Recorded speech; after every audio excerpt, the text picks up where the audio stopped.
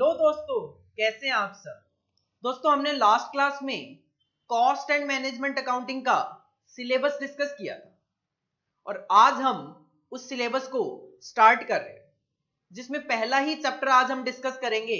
That is, पूरे chapter का नाम तो है introduction to cost and management accounting, but उसके मैंने कहा आपको 3 पार्ट किए मैंने। Introduction to cost accounting, introduction to management accounting and classification of cost. तो जो चैप्टर नंबर 1 था उसके मैंने 3 पार्ट करे हुए हैं। Introduction to cost accounting, introduction to management accounting and classification of cost, जिसमें से आज हम पहला जो पार्ट है इंट्रोडक्शन टू कॉस्ट अकाउंटिंग वो स्टार्ट करें। देखो, इंट्रोडक्शन टू कॉस्ट अकाउंटिंग की अगर मैं बात करूं तो इंट्रोडक्शन टू कॉस्ट अकाउंटिंग जो है हमारा, उसमें से मई 17 में 4 मार्क्स के 2 थ्योरी क्वेश्चन पूछे गए। इसका मतलब 8 नंबर के क्वेश्चन। नवंबर 17 में 4 नंबर का क्वेश्चन पूछा गया, मई 18 में नहीं पूछा गया और नवंबर 18 में 5 मार्क्स का क्वेश्चन पूछा गया। तो इसका मतलब हम कह सकते हैं कि इस चैप्टर में 4 to 8 मार्क्स के क्वेश्चन नॉर्मली पूछे जाते हैं, क्योंकि यहाँ पे 8 मार्क्स का क्वेश्चन पूछा गया और मिनिमम अगर मैं बात करूं 4 नंबर का। हाँ, ऐसा जरूरी नहीं है कि हर बार क्वेश्चन आएगा ही, हो सकता है क्वेश्चन ना भी आए, बट आएगा तो 4 to 8 मार्क्स तक के क्वेश्चन हम इस पार्ट में से एक्सपेक्ट करते हुए चल सकते हैं। देखो, चैप्टर का नाम है इंट्रोडक्शन टू कॉस्ट अकाउंटिंग, तो सबसे पहले माइंड में यही आता है कि सर कॉस्ट अकाउंटिंग क्या है। देखो, कॉस्ट अकाउंटिंग समझने से पहले आपको समझना चाहिए अकाउंटिंग, और इवन पहले हम डिस्कस कर लेते हैं कि ये जो चैप्टर है, ये जो पार्ट है, इसमें हमें कौन कौन से टॉपिक डिस्कस करने हैं। हमें इसमें टोटलिटी में 9 टॉपिक्स है जो कि डिस्कस करने हैं। सबसे पहले तो ऑफ कोर्स हम जानेंगे कि कॉस्ट क्या होता है। देन अकाउंटिंग जो वर्ड है वो आप थोड़ा पढ़ के आते हो, थोड़ा हम भी यहां पे डिस्कस कर लेंगे। तो जब कॉस्ट का मीनिंग जान लेंगे और अकाउंटिंग हमें पता है तो हम कॉस्ट अकाउंटिंग का मीनिंग समझेंगे। फिर हम ये जानेंगे कि कॉस्ट अकाउंटिंग की जरूरत क्या थी, what are the objectives of cost accounting. Then जब आप कॉस्ट अकाउंटिंग पढ़ोगे ऑब्जेक्टिव, तो उसमें आप देखोगे कि हमारे 2 ऑब्जेक्टिव होते हैं, cost control and cost reduction भी। तो हम देखेंगे कि कॉस्ट कंट्रोल और कॉस्ट रिडक्शन में क्या क्या डिफरेंसेस है। देन हम देखेंगे कि अगर एक ऑर्गेनाइजेशन कॉस्ट अकाउंटिंग सिस्टम अपनी ऑर्गेनाइजेशन में इंप्लीमेंट करने जा रही हो, अपनी ऑर्गेनाइजेशन में कॉस्ट अकाउंटिंग सिस्टम अगर अप्लाई करने जा रही हो, तो उनको कौन कौन से ऐसे फैक्टर हैं जिनको ध्यान में रखना चाहिए। इसी तरीके से जो कॉस्ट अकाउंटिंग सिस्टम होता है, क्या क्या उसमें फीचर्स हो कि हम उस कॉस्ट अकाउंटिंग को एक गुड कॉस्ट अकाउंटिंग सिस्टम बोल सके। इसके बाद हम मेथड्स ऑफ कॉस्टिंग जानेंगे, जो कि आपने बहुत सारे लास्ट क्लास में चैप्टर्स देखे थे।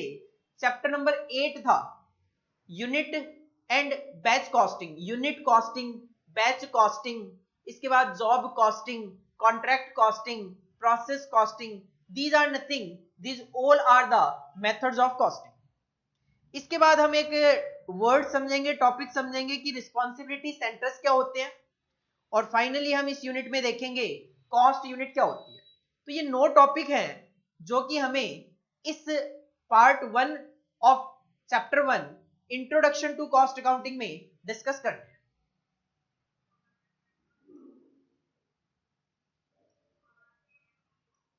तो सबसे पहले देखो, इश्यू ये आता है व्हाट इज कॉस्ट। लेकिन व्हाट इज कॉस्ट से पहले मैं ये जानना चाहूंगा आपसे व्हाट इज अकाउंटिंग।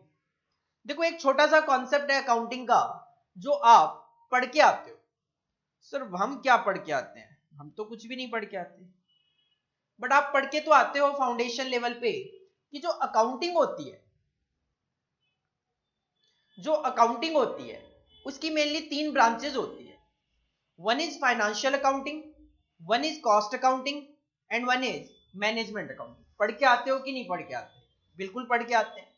अकाउंटिंग की 3 branches, financial accounting, cost accounting और मैनेजमेंट अकाउंटिंग। हाँ जी, फाइनेंशियल अकाउंटिंग क्यों मेंटेन किया जाता है? देखो सिंपल सी बात है, फाइनेंशियल अकाउंटिंग को मेंटेन करने का मेन पर्पस है to find out the profit और लॉस ऑफ एन ऑर्गेनाइजेशन। अगर आप एक ऑर्गेनाइजेशन का प्रॉफिट और लॉस जानना चाहते हो, आप फाइनेंशियल अकाउंटिंग मेंटेन कर लो, प्रॉफिट एंड लॉस बना लो, आपको एक ऑर्गेनाइजेशन का प्रॉफिट एंड लॉस पता चल जाएगा। लेकिन कॉस्ट अकाउंटिंग की स्पेशलिटी क्या है? टू फाइंड आउट द, एक तो कॉस्ट एंड प्रॉफिट, लेकिन इसकी स्पेशलिटी है कि ये आपको ऑर्गेनाइजेशन का कॉस्ट और प्रॉफिट नहीं, ये आपको प्रोडक्ट और सर्विस का कॉस्ट एंड प्रॉफिट बताता है। अगर एक ऑर्गेनाइजेशन 5 तरीके के प्रोडक्ट बना रही होगी, तो financial accounting profit and loss तो आपको ऑर्गेनाइजेशन का प्रॉफिट और लॉस तो बता देगा, लेकिन प्रोडक्ट वाइज प्रॉफिट और लॉस नहीं बताएगा। जबकि कॉस्ट अकाउंटिंग आपको प्रोडक्ट वाइज कॉस्ट कैलकुलेट करके बताएगा, प्रोडक्ट वाइज प्रॉफिट आपको कैलकुलेट करके बताएगा, जिसके बेसिस पे मैनेजमेंट अकाउंटिंग में मैनेजमेंट इस डेटा को यूज करके डिसीजन ले सकते हैं। तो मैनेजमेंट अकाउंटिंग क्या है? मैनेजमेंट अकाउंटिंग में डिसीजन लिए जाते हैं किस बेसिस पे? On the basis of data receive. और मैनेजमेंट के पास डेटा कहां से आएगा? या तो फाइनेंशियल अकाउंटिंग का डेटा होगा वो, या फिर कॉस्ट अकाउंटिंग का डेटा होगा। तो अकाउंटिंग की 3 branches, financial accounting, cost accounting, management accounting. Financial accounting profit और लॉस ऑर्गेनाइजेशन का बताता है, जबकि cost accounting cost and profit या लॉस किसी प्रोडक्ट का बताता है। और मैनेजमेंट अकाउंटिंग फाइनेंशियल अकाउंटिंग और कॉस्ट अकाउंटिंग दोनों का डेटा यूज करके फ्यूचर में डिसीजन लेने की कोशिश करते हैं। क्लियर? इसके बाद इश्यू ये आता है, सर हम तो पढ़ रहे हैं कॉस्ट अकाउंटिंग, तो सबसे पहले माइंड में आता है व्हाट इज कॉस्ट। कॉस्ट का मतलब क्या है? देखो कॉस्ट का अगर मैं बात करूं, सिंपल सा मतलब है खर्चे। कॉस्ट का सिंपल सा मतलब है खर्चे। खर्चे मतलब एक्सपेंसेस। तो कॉस्ट का मतलब तो होता है एक्सपेंसेस इनकर्ड। लेकिन हम अगर बिजनेस के पॉइंट ऑफ व्यू से बात करें, तो या तो एक बिजनेस प्रोडक्ट बनाता है, या फिर एक बिजनेस सर्विस प्रोवाइड करता है। ये जो पेन है मेरे हाथ में, इसको बनाने वाली कंपनी मैन्युफैक्चरिंग कर रही है, प्रोडक्ट बना रही है, लेकिन मैं जो आपको यहां पे टीचिंग दे रहा हूं दैट इज द सर्विस। तो प्रोडक्ट भी यहां पे कवर्ड है, सर्विस भी यहां पे कवर्ड है। तो इसका मतलब खर्चे जो इनकर्ड होंगे प्रोडक्ट को बनाने में या उसको कस्टमर तक पहुंचाने में, मतलब मैन्युफैक्चरिंग द प्रोडक्ट या फिर डिस्ट्रीब्यूशन ऑफ प्रोडक्ट, या फिर अगर मैं सर्विस प्रोवाइडर हूं तो जो मेरे खर्चे होंगे सर्विस को प्रोवाइड करने में, वो क्या है? कॉस्ट है। तो कॉस्ट की एक सिंपल सी डेफिनेशन क्या बनती है?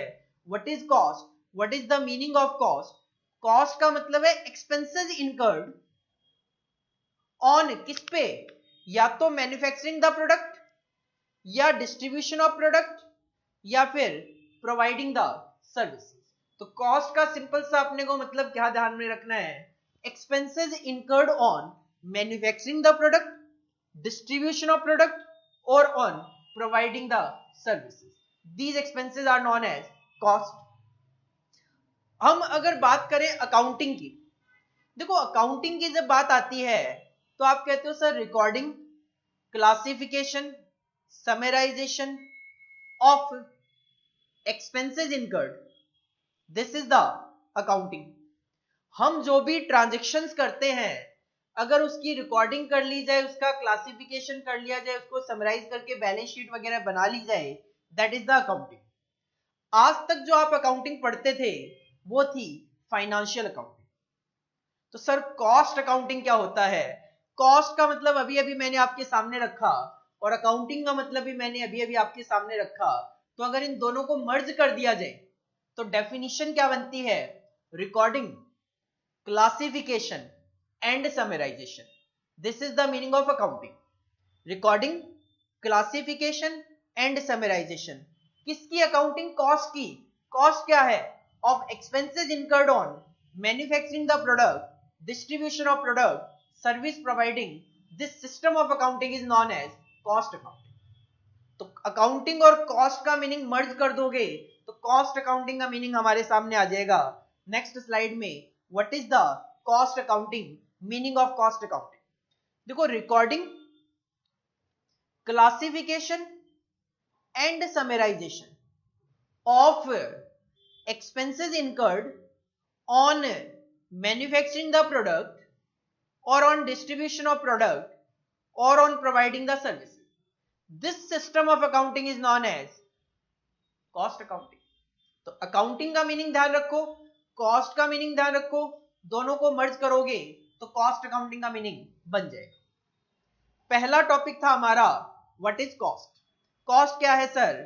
कॉस्ट सिंपल है बेटा, expenses incurred on manufacturing the product or distribution of product or on providing the services. This is known as cost. Accounting क्या है सर?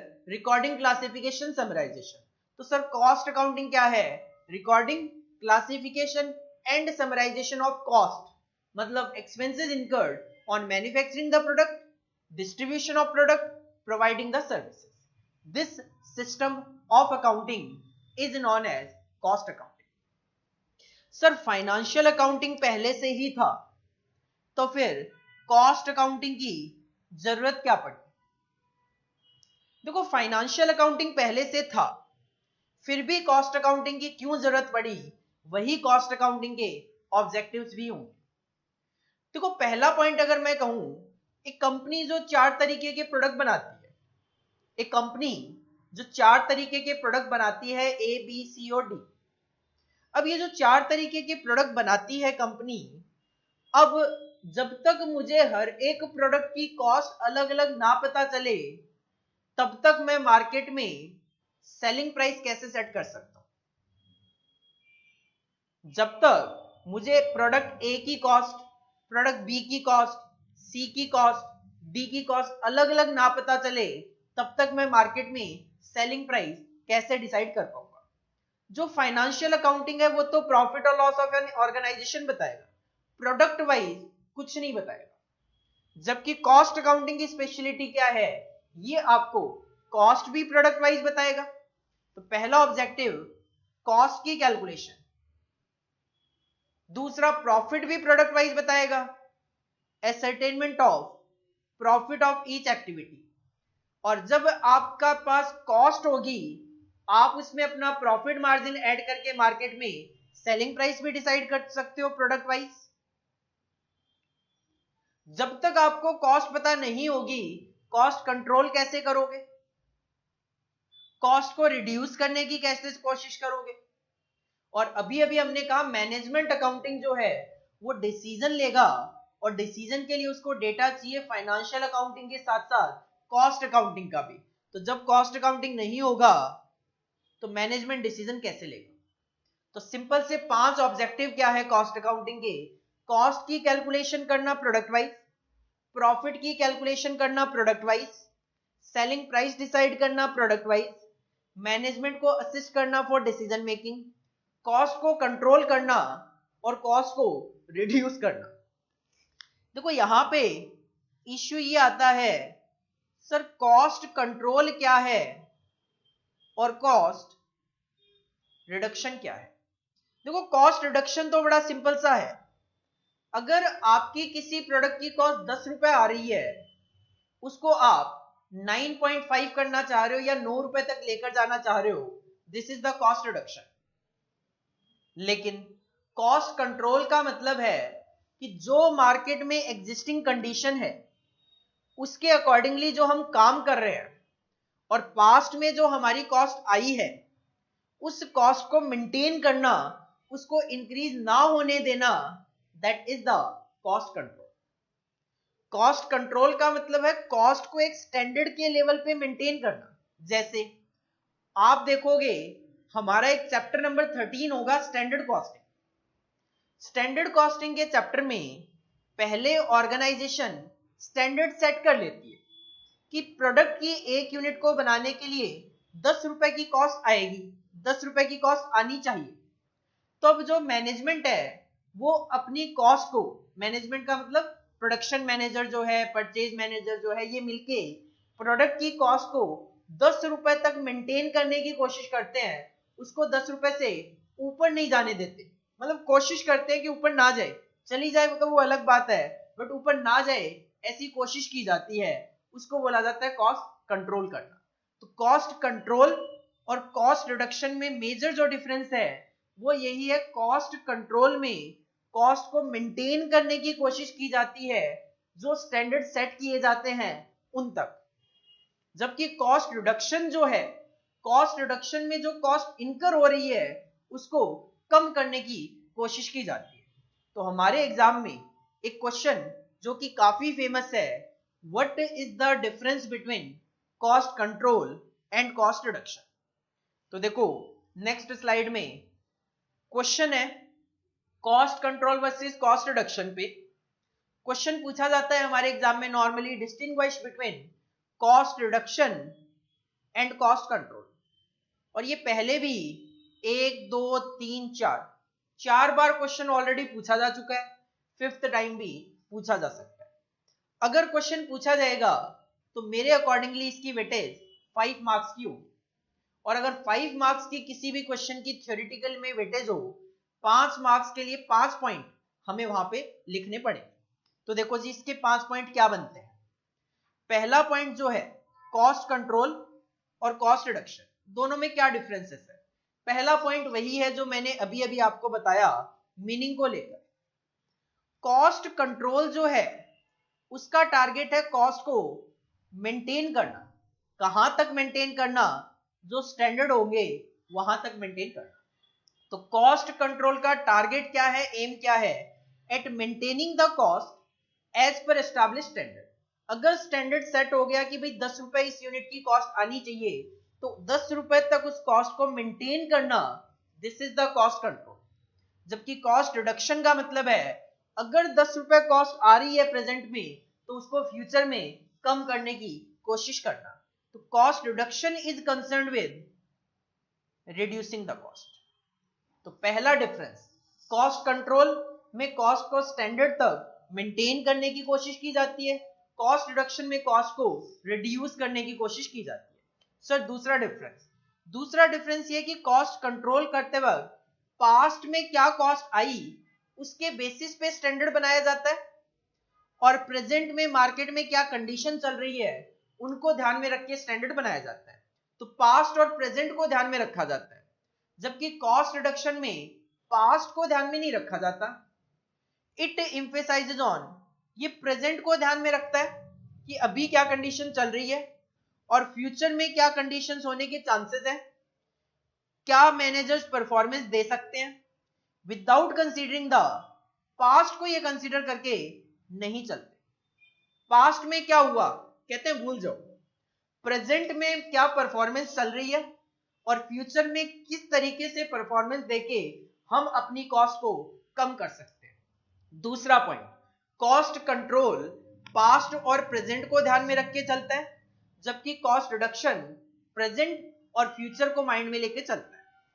तीसरा पॉइंट, जो कॉस्ट कंट्रोल है वो करते वक्त और स्टैंडर्ड बनाते वक्त मार्केट में क्या एग्जिस्टिंग कंडीशन चल रही है उनको ध्यान में रखा जाता है।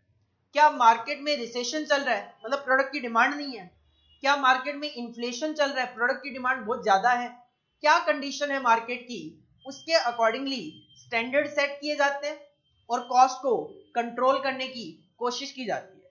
क्योंकि अगर मार्केट में इन्फ्लेशन चल रहा होगा तो सिंपल सी बात है, मुझे भी बाहर से मटेरियल, लेबर, सारी चीजें महंगी मिलेगी, तो मुझे अपना स्टैंडर्ड थोड़ा सा हाई कॉस्ट का लेके चलना चाहिए।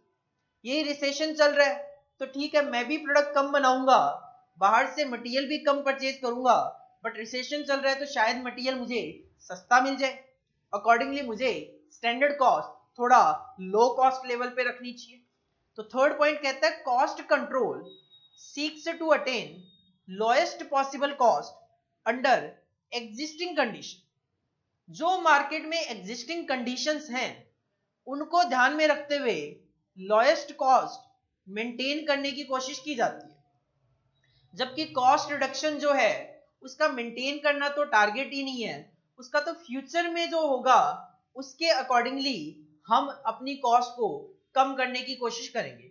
इसका मतलब कॉस्ट रिडक्शन को एग्जिस्टिंग मार्केट में क्या कंडीशन चल रही है उससे कोई मतलब नहीं होगा। तो cost reduction recognises no condition as permanent. ये किसी भी कंडीशन को परमानेंट नहीं मान के चलता। ये कहते हैं हमें तो फ्यूचर में कॉस्ट को कम करना है, और कोई भी कंडीशन परमानेंट नहीं होती। जो आज मार्केट चल रहा है वो फ्यूचर में चेंज होगा और हम अपनी कॉस्ट को कम कर पाएंगे। Since A change will result in lower cost, कुछ ना कुछ ऐसा चेंज हम करेंगे जिससे कि हम अपनी कॉस्ट को कम कर सकें। लाइक नई तरीके की मशीनरी यूज करना। अभी मान लो आप एक पुरानी मशीन यूज कर रहे हो जिसपे एक महीने में 10,000 यूनिट ही बना पाते हो, लेकिन एक मार्केट में नई टेक्नोलॉजी की मशीन आ रही है जिसमें 50,000 यूनिट तक बन सकती है। तो इकोनॉमीज ऑफ स्केल का बेनिफिट उठाकर शायद आप अपनी कॉस्ट को कम कर सको। चौथा पॉइंट, कॉस्ट कंट्रोल जो है वो खत्म हो जाता है कब? जब टारगेट अचीव हो जाते हैं। इसमें एक टारगेट था कि भाई 10 रुपए तक अपनी कॉस्ट को मेंटेन करना है, 10 रुपए तक मेंटेन कर लिया, कॉस्ट कंट्रोल खत्म, टारगेट अचीव हो गया।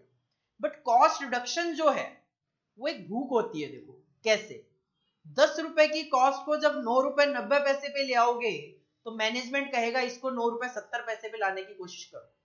जब 9 रुपए 70 पैसे पे ले आओगे मैनेजमेंट कहेगा और कोशिश करो इसको कम करने की। तो cost reduction has no visible end. जब तक पॉसिबल हो तब तक कॉस्ट को रिड्यूस करने की कोशिश करते रहो।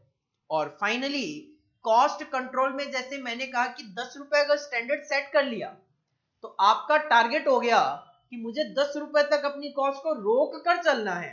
इसका मतलब it is a preventive function. इसमें आपको अपनी कॉस्ट को रोक कर रखना है 10 रुपए तक, लेकिन इसमें आपको रोक कर नहीं रखना।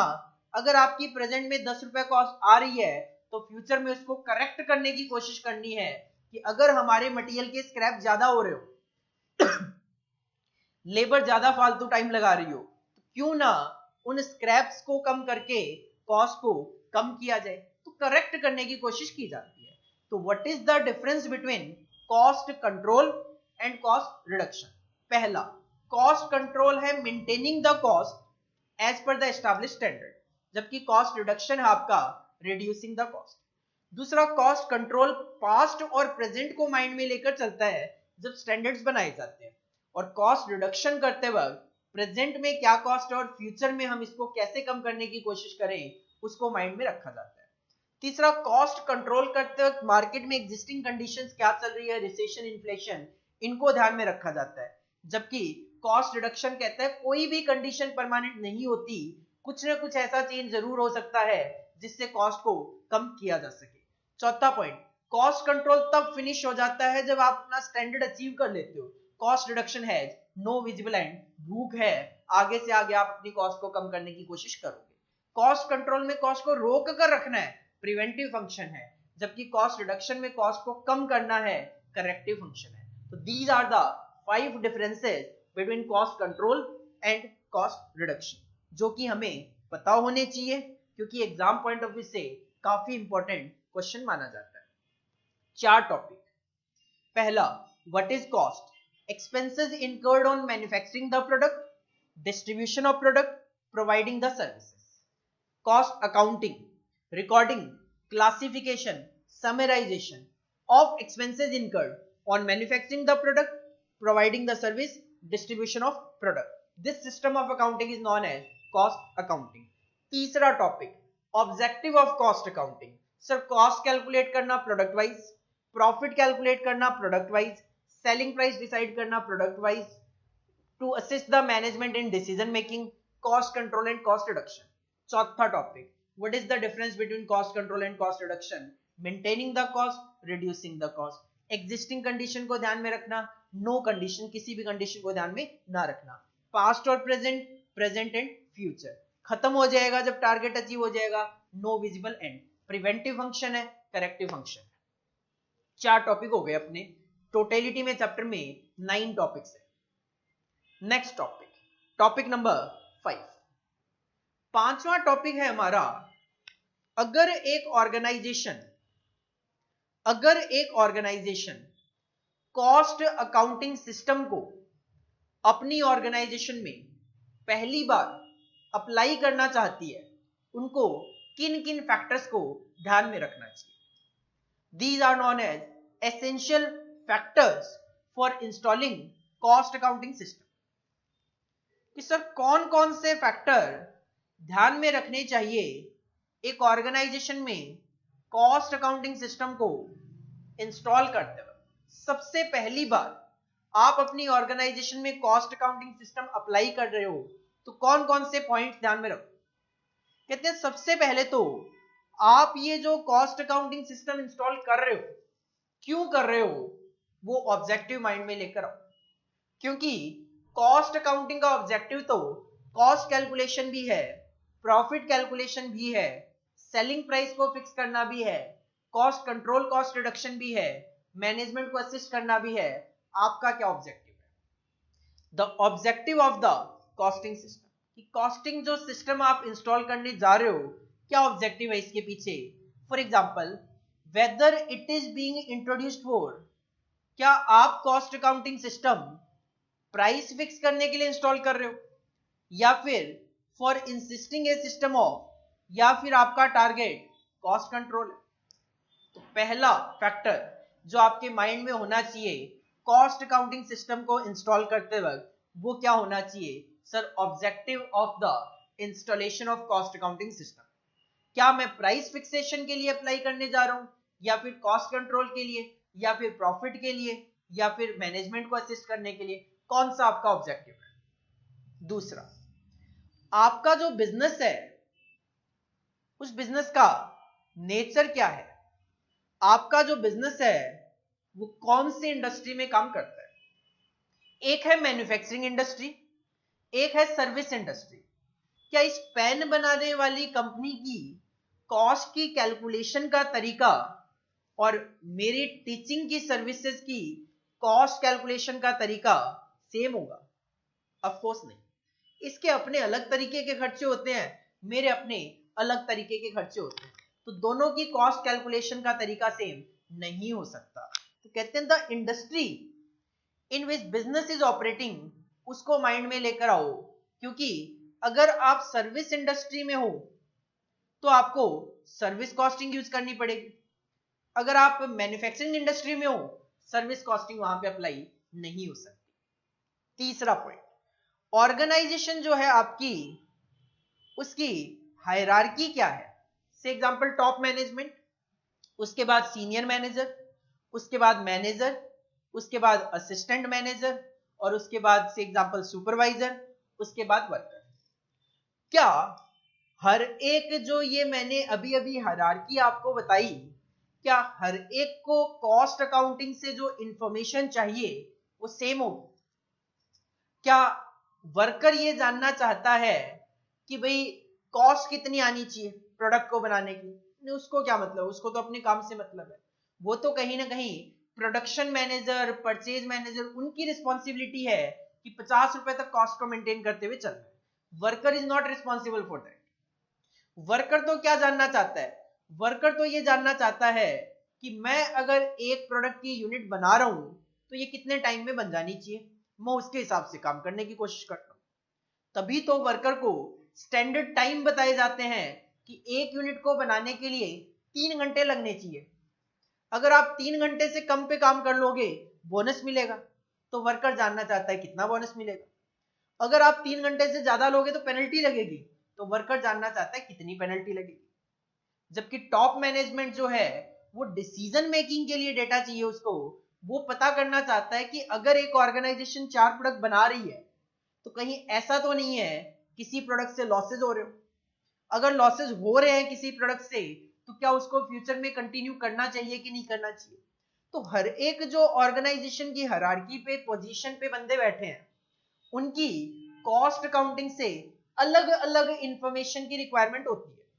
तो जो आप कॉस्ट अकाउंटिंग इंस्टॉल करने जा रहे हो, ध्यान रखना कि हर एक हायरार्की पे जो पोजीशन पे बंदा बैठा है, उनको जिस इंफॉर्मेशन की जरूरत हो वो information cost accounting system provide करवा सके। तो ऑर्गेनाइजेशन हायरार्की में यही लिखा हुआ है, कॉस्टिंग जो सिस्टम, जो भी आप कॉस्ट अकाउंटिंग सिस्टम इंस्टॉल करने जा रहे हो, should fulfil the information requirement of different levels of management. Top management की इंफॉर्मेशन भी प्रोवाइड करवाए, वर्कर को जो इंफॉर्मेशन चाहिए उसको वो भी मिले। फॉर एग्जाम्पल, टॉप मैनेजमेंट जो है उसका काम है decision making, is concern with corporate strategies banana, while operational level का मतलब होता है जो बंदे मैनेजर्स हैं, जो काम करवा रहे हैं एक तरीके से, सुपरवाइजर लेवल के जो बंदे हैं, needs the information on standard quantity to be consume, कि एक यूनिट को बनाने के लिए 2 केजी रॉ मटेरियल लगना चाहिए, 5 केजी रॉ मटेरियल लगना चाहिए, कितना लगना चाहिए, वो जानना चाहता है ऑपरेशनल लेवल का बंदा। तो हर एक बंदे की, हर एक पोजीशन, हर एक मैनेजर की कहीं ना कहीं अलग अलग इंफॉर्मेशन की रिक्वायरमेंट है। तो कॉस्ट अकाउंटिंग सिस्टम ऐसा होना चाहिए जो हर एक हायरार्की के बंदे की इंफॉर्मेशन रिक्वायरमेंट को सेटिस्फाई कर सके। Sir 3 point cost accounting system install करते वक्त किन किन पॉइंट्स का ध्यान रखना चाहिए। पहला, ऑब्जेक्टिव, क्यों कॉस्ट अकाउंटिंग सिस्टम इंस्टॉल कर रहे हो, प्राइस फिक्स करने के लिए या कॉस्ट कंट्रोल के लिए। दूसरा, आपका जो बिजनेस का नेचर है वो क्या है, आप कौन सी इंडस्ट्री में काम कर रहे हो, क्योंकि मैन्युफैक्चरिंग इंडस्ट्री और सर्विस इंडस्ट्री की कॉस्ट कैलकुलेशन का तरीका सेम नहीं हो सकता। अगर आप सर्विस कॉस्टिंग में जा रहे हो, इसका मतलब आप सर्विस प्रोवाइड कर रहे हो। मैन्युफैक्चरिंग ऑर्गेनाइजेशन के लिए हमारे पास प्रोसेस कॉस्टिंग वगैरह, कॉस्ट शीट वगैरह काफी सारे तरीके हैं। तीसरा, ऑर्गेनाइजेशन की हिरार्की को ध्यान में रखते हुए कॉस्ट अकाउंटिंग सिस्टम बनाना चाहिए कि कॉस्ट अकाउंटिंग सिस्टम हर एक बंदे की जो इंफॉर्मेशन रिक्वायरमेंट है उसको सेटिस्फाई कर सके। सर चौथा पॉइंट आपका नो योर प्रोडक्ट, कि आपका प्रोडक्ट क्या है, क्योंकि हर एक प्रोडक्ट की कॉस्ट कैलकुलेशन का तरीका सेम नहीं हो सकता। अगर आप रेडीमेड गारमेंट्स बना रहे हो और अगर आप कार्स बना रहे हो, दोनों की कॉस्ट की कैलकुलेशन का तरीका बिल्कुल अलग अलग हो सकता है। तो कहते हैं नेचर ऑफ प्रोडक्ट, आपका प्रोडक्ट का नेचर क्या है उससे डिटरमाइन होगा कि आप कौन सा मेथड ऑफ कॉस्टिंग फॉलो करोगे। जैसे कि यहां पे एक एग्जांपल गिवन है कि पेरिशेबल जो प्रोडक्ट होते हैं, पेरिशेबल प्रोडक्ट मतलब जो बहुत जल्दी खराब हो जाते हैं, ब्रेड हो गए, दूध वगैरह, मिल्क वगैरह, ये सारी चीजें क्या जल्दी खराब हो जाती है। इनके लिए जो सिस्टम फॉलो किया जाता है वो किया जाता है मार्जिनल कॉस्टिंग। किस लिए, देखो सिंपल सी बात है, अगर एक प्रोडक्ट है उसकी मान लो एक कंपनी ने 10,000 यूनिट बनाई, एक प्रोडक्ट की एक कंपनी ने 10,000 यूनिट बनाई, उसकी 4 दिन की लाइफ है, उस प्रोडक्ट की 4 दिन की लाइफ है, कंपनी ने 10,000 यूनिट एक पर्टिकुलर डे बनाई, पहले दिन 2,000 यूनिट बिक गई, दूसरे दिन भी 2,000 यूनिट बिक गई, तीसरे दिन भी 2,000 यूनिट बिक गई। 10,000 में से 2,000 करके 3 दिन में 6,000 यूनिट आपकी बिक गई। अब फोर्थ डे जो कि लास्ट डे है, एक्सपायरी डेट है, उस दिन 4,000 यूनिट मेरे पास पड़ी हुई है। तो एस्टिमेशन तो यही कहता है कि मैक्सिमम टू मैक्सिमम 2,000 यूनिट और बिक जाएगी, लेकिन 2,000 यूनिट खराब हो जाएगी। तो इस सिचुएशन में ऑर्गेनाइजेशन जानना चाहती है कि कम से कम किस प्राइस पे मैं इसको बेच दूं, लॉसेस भी ना हो, सारा माल भी निकल जाए।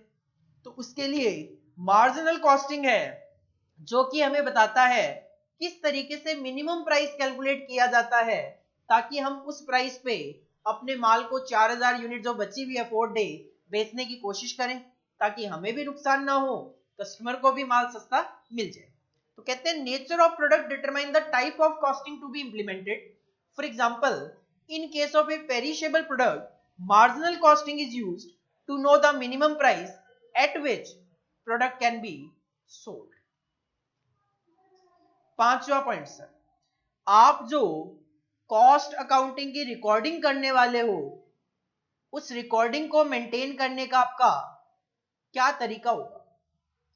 आपने लास्ट क्लास में चैप्टर्स के जो नाम लिखे थे, chapter number 7, 7A, 7B, chapter number 7 का नाम लिखा नॉन इंटीग्रेटेड अकाउंट्स और चैप्टर नंबर 7A का नाम लिखा इंटीग्रेटेड अकाउंट्स।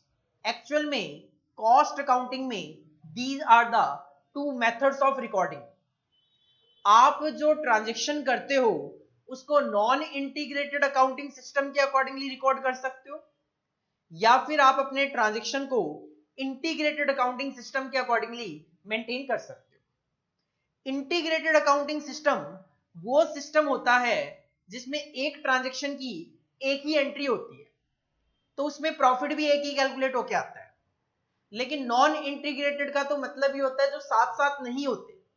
तो नॉन इंटीग्रेटेड में अगर आप एक ट्रांजैक्शन करते हो तो उसकी एंट्री फाइनेंशियल अकाउंटिंग में अलग होगी और कॉस्ट अकाउंटिंग में अलग होगी। और कुछ ट्रांजैक्शन ऐसे भी होते हैं जो केवल और केवल फाइनेंशियल अकाउंटिंग में रिकॉर्ड हो जाते हैं और कॉस्ट अकाउंटिंग में रिकॉर्ड नहीं हो पाते। हम कॉस्ट शीट के चैप्टर में इसको डिस्कस भी करेंगे और बाद में आगे जाके नॉन इंटीग्रेटेड और इंटीग्रेटेड में भी डिस्कस करेंगे। अब जब मैंने कहा कुछ ट्रांजैक्शन ऐसे होते हैं जो फाइनेंशियल अकाउंटिंग में रिकॉर्ड हो जाएंगे, कॉस्ट अकाउंटिंग में रिकॉर्ड नहीं होंगे, इसका मतलब फाइनेंशियल अकाउंटिंग का प्रॉफिट अलग आएगा और कॉस्ट अकाउंटिंग का प्रॉफिट अलग आएगा। तो इस सिचुएशन में तो हमें रिकॉन्सिलिएशन भी बनाना पड़ता है। तो you have to decide the manner in which cost and financial accounts are maintain. किस मैनर में आप इसको मेंटेन करोगे, whether these are maintained in, क्या आप इन दोनों को इंटीग्रेटेड फॉर्म में मेंटेन करोगे ताकि आपको रिकॉन्सिलिएशन ना बनाना पड़े, या फिर these are maintained in non integrated form, या फिर आप इनको नॉन इंटीग्रेटेड फॉर्म में मेंटेन करोगे। और जब नॉन इंटीग्रेटेड फॉर्म में मेंटेन करोगे तो and organisation will prepare reconciliation. तो इस सिचुएशन में ऑर्गेनाइजेशन को रिकॉन्सिलिएशन बनाना पड़ेगा। तो डिसाइड करो आपका method of maintenance of cost record क्या होगा। और जो लास्ट पॉइंट है दैट इज, आप देखो आपकी ऑर्गेनाइजेशन पे कौन कौन से स्टैट्यूटरी कंप्लायंस अप्लाई होते हैं और क्या आपको ऑडिट वगैरह भी करवाना है। जैसे फाइनेंशियल अकाउंट्स का ऑडिट होता है वैसे कॉस्ट अकाउंटिंग का भी ऑडिट होता है, कॉस्ट ऑडिट। जैसे अकाउंट्स में अकाउंटिंग स्टैंडर्ड होते हैं वैसे कॉस्ट में कॉस्ट अकाउंटिंग स्टैंडर्ड होते हैं। तो क्या आप पे कोई कॉस्ट अकाउंटिंग स्टैंडर्ड अप्लाई होता है, क्या आपको कॉस्ट ऑडिट करवाना है, उसके अकॉर्डिंगली आप अपना कॉस्ट अकाउंटिंग सिस्टम इंस्टॉल करते हुए चलो। स्टैट्यूटरी का मतलब होता है मैंडेटरी, कंप्लायंस का मतलब होता है प्रोविजंस। तो जो प्रोविजन गवर्नमेंट की तरफ से मैंडेटरी है और क्या आपको उनका ऑडिट भी करवाना है, तो record are to be maintained.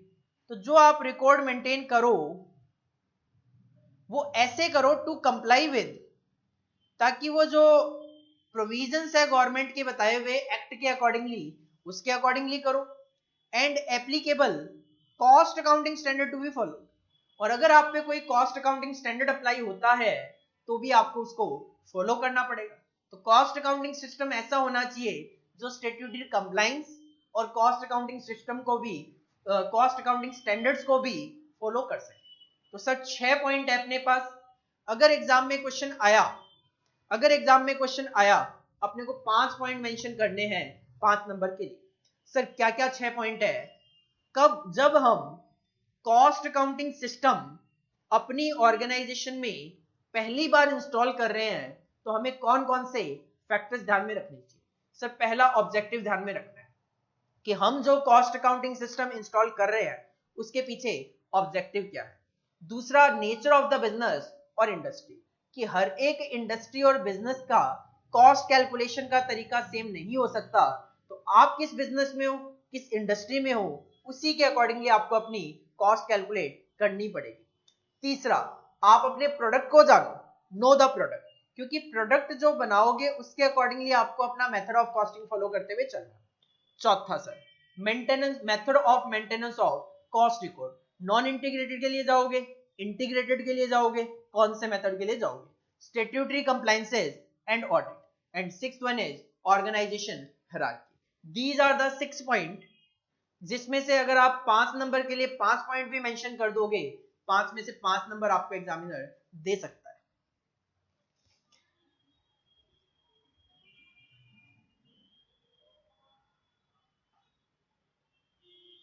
इस पे क्वेश्चन आता है एग्जाम में, right short note on essential factors for installing A cost accounting system, कि सर कॉस्ट अकाउंटिंग सिस्टम को इंस्टॉल करते वक्त कौन कौन से फैक्टर हमें ध्यान में रखने हैं। 2 बार एग्जाम में आ चुका है, नवंबर 10 और मई 17 में, थर्ड टाइम भी पूछा जा सकता है। तो हमने कितने टॉपिक कवर कर लिए, हमने 5 टॉपिक कवर कर लिए। मैं आपको कहूंगा अब आप ये एक बार कॉपी कर लो, ज्यादा बेटर है। हालांकि आपके नोट्स में देखो ये सारी चीजें लिखी हुई है, बट फिर भी बेटर है कि अगर आपके पास कॉपी में ही सारी चीजें हो, क्या दिक्कत है, क्यों आप कुछ चीजें अपनी कॉपी में से पढ़ो, कुछ चीजें बुक निकाल के पढ़ो। बेटर है कि आप अपनी कॉपी निकालो, बुक केवल और केवल प्रैक्टिकल क्वेश्चन देखने के लिए रेफर की जाए तो ज्यादा बेटर है, ताकि एग्जाम में रिवीजन करने में मुझे आसानी हो। चलो जी, हेडिंग डालो एक, chapter number 1। Chapter number 1, chapter का नाम है introduction to cost accounting. Chapter number 1, chapter का नाम है इंट्रोडक्शन टू कॉस्ट अकाउंटिंग। सबसे पहले हमें कॉपी क्या करना है, हमें कॉपी करना है ये वाला पार्ट। सबसे पहले आप ये लिख लो कि इस चैप्टर में हम कौन कौन से टॉपिक्स डिस्कस करने वाले हैं। हेडिंग डालो टॉपिक्स, टॉपिक्स, और ये जो 9 टॉपिक्स हैं इनको आप कॉपी करो।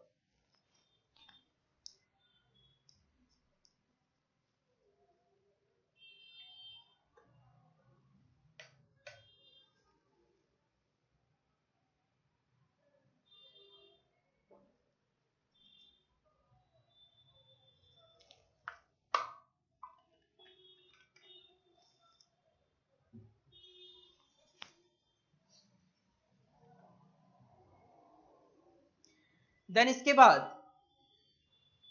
आप हेडिंग डालो अकाउंटिंग, अकाउंटिंग, और उस अकाउंटिंग से 3 एरो निकालो, 1 2 3। अकाउंटिंग हेडिंग डालो, उससे 3 एरो निकालो। फर्स्ट फाइनेंशियल अकाउंटिंग लिखो फर्स्ट एरो पे, सेकंड एरो पे कॉस्ट अकाउंटिंग लिखो, थर्ड एरो पे मैनेजमेंट अकाउंटिंग लिखो। फर्स्ट एरो पे फाइनेंशियल अकाउंटिंग, सेकंड एरो पे कॉस्ट अकाउंटिंग, थर्ड एरो पे management accounting. Then financial accounting के नीचे एक एरो निकालते हुए लिखो to find out the profit of और लॉस ऑफ एन ऑर्गेनाइजेशन। इसी तरीके से कॉस्ट अकाउंटिंग से एक एरो निकालते हुए to find out the cost and profit of a product और सर्विस। और मैनेजमेंट अकाउंटिंग से एक एरो निकालते हुए used for decision making on the basis of data received from financial and cost accounting. Heading होगी accounting, उससे 3 arrow, financial accounting, cost accounting, management accounting, तीनों से एक एक एरो, और पर्पस कि किन किन पर्पस के लिए ये मेंटेन किए जाते हैं।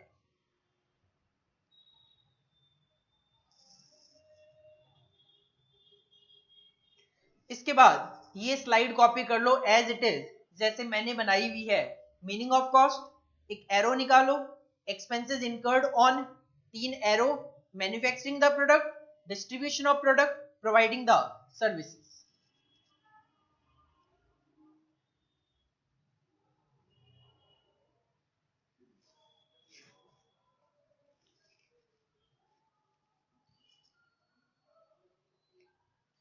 इसके बाद ये स्लाइड भी एज इट इज कॉपी कर लो। Meaning of cost accounting, recording, classification and summarisation of, इससे एक एरो निकालो, expenses incurred on, 3 arrow, manufacturing the product, distribution of product, providing the services, और इसके नीचे this system of accounting is known as cost accounting.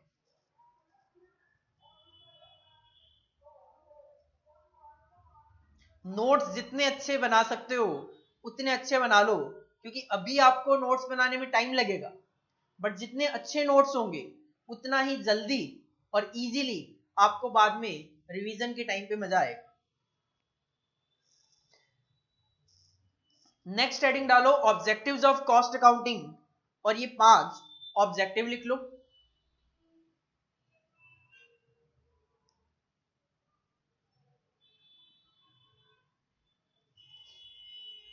इसके बाद ये question लिखने की आपको जरूरत नहीं है, आप हेडिंग डालो cost control versus cost reduction, heading डालो cost control versus cost reduction.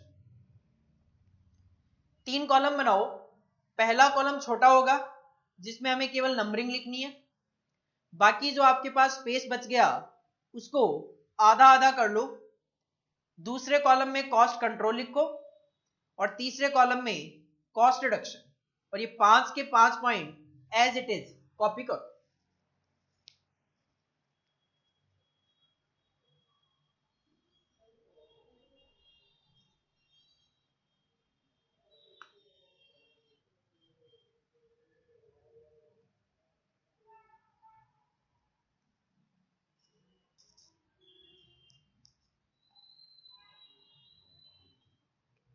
इसके बाद हेडिंग डालो essential factors for installing cost accounting system, heading put करो अपनी कॉपी में essential factors for installing cost accounting system,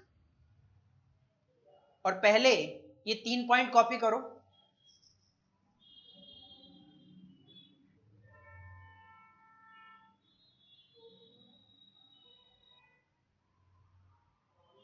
तीन पॉइंट कॉपी करने के बाद ये बैलेंस 3 पॉइंट कॉपी करो।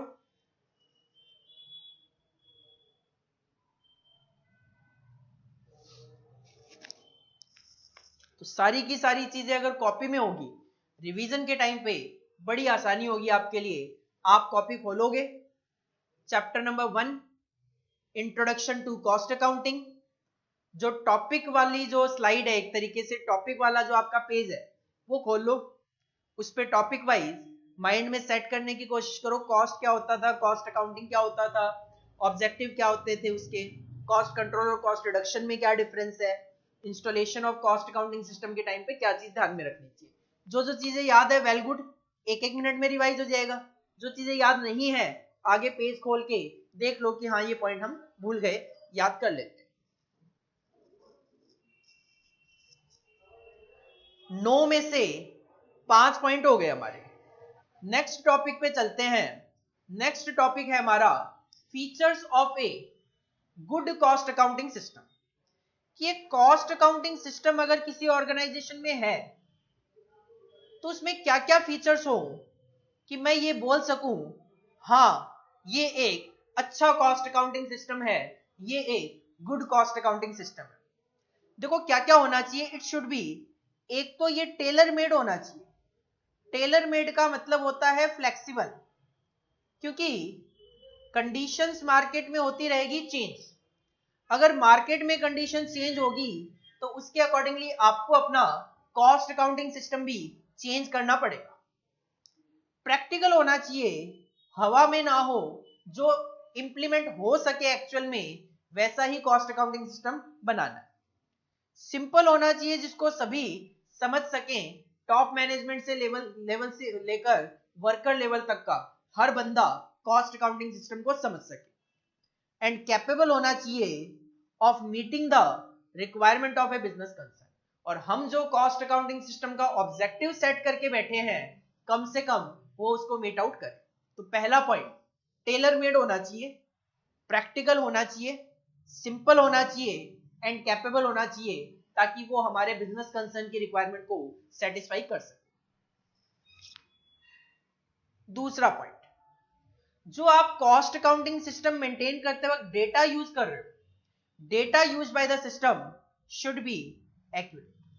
अगर मैं एक प्रोडक्ट की कॉस्ट कैलकुलेट करना चाह रहा हूं मटेरियल लेबर के खर्च से, मैं हूं एक अकाउंटेंट जो कॉस्ट अकाउंटिंग सिस्टम मेंटेन कर रहा हूं, मैंने प्रोडक्शन मैनेजर से पूछा भाई साहब मटेरियल की क्या कॉस्ट है, उन्होंने तुक्के में ही बता दिया कि 50 रुपए, जबकि एक्चुअल में वो 50 रुपए नहीं वो 60 रुपीज है।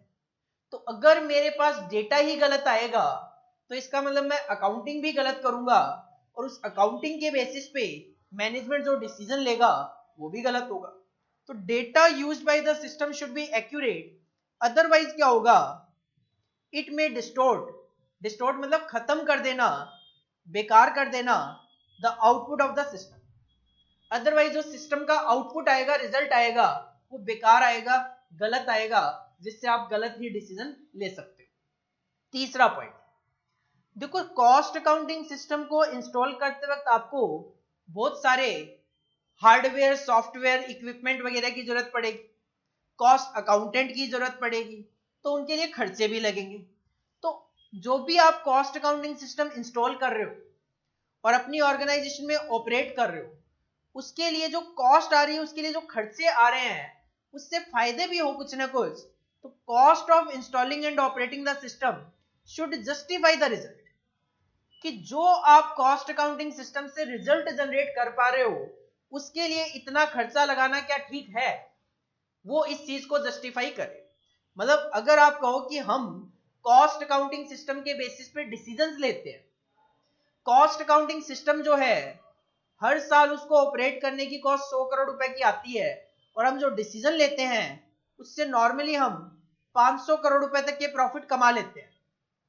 इसका मतलब जो कॉस्ट आप लगा रहे हो that will justify the result. लेकिन अगर आप 100 करोड़ रुपए लगा के केवल और केवल 50 करोड़ रुपए का ही प्रॉफिट जनरेट करो मान लो हर साल, तो हर साल कॉस्ट तो लग रही है अकाउंटिंग सिस्टम को मेंटेन करने की 100 करोड़, और उससे जो डिसीजन वगैरह आप लेते हो इससे प्रॉफिट केवल 50 करोड़ का होता है। इसका मतलब जो आप इंस्टॉल और ऑपरेटिंग के लिए कॉस्ट लगा रहे हो कॉस्ट अकाउंटिंग के लिए, that will not justify the result. 3 point sir क्या है? पहला, cost accounting system tailor made होना चाहिए, प्रैक्टिकल होना चाहिए, सिंपल होना चाहिए और कैपेबल होना चाहिए, जो आपके बिजनेस की कंसर्न की रिक्वायरमेंट को सेटिस्फाई कर सके। दूसरा पॉइंट, कॉस्ट अकाउंटिंग सिस्टम जो डेटा यूज कर रहे हैं वो एक्यूरेट होना चाहिए, अदरवाइज डिसीजन गलत होंगे। तीसरा पॉइंट, जो आप कॉस्ट अकाउंटिंग सिस्टम को इंस्टॉल और ऑपरेट करने में खर्चे लगा रहे हो that should justify the result. चौथा पॉइंट, कॉस्ट अकाउंटिंग सिस्टम को 2 लोगों का सपोर्ट होना चाहिए, एक तो टॉप मैनेजमेंट का और एक जो कॉस्ट अकाउंटिंग सिस्टम को यूज करेंगे उन डिपार्टमेंट्स का। Cost accounting system should have the support of top management of the concern, क्योंकि जब तक टॉप मैनेजमेंट का सपोर्ट नहीं होगा कॉस्ट अकाउंटिंग सिस्टम इंस्टॉल और ऑपरेट नहीं होगा,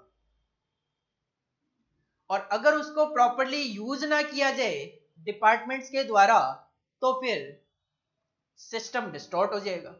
तो the system should have the necessary support from all the user, department का भी सपोर्ट होना चाहिए। तो सपोर्ट किसका? 2 लोगों का, टॉप मैनेजमेंट का और यूजर डिपार्टमेंट का।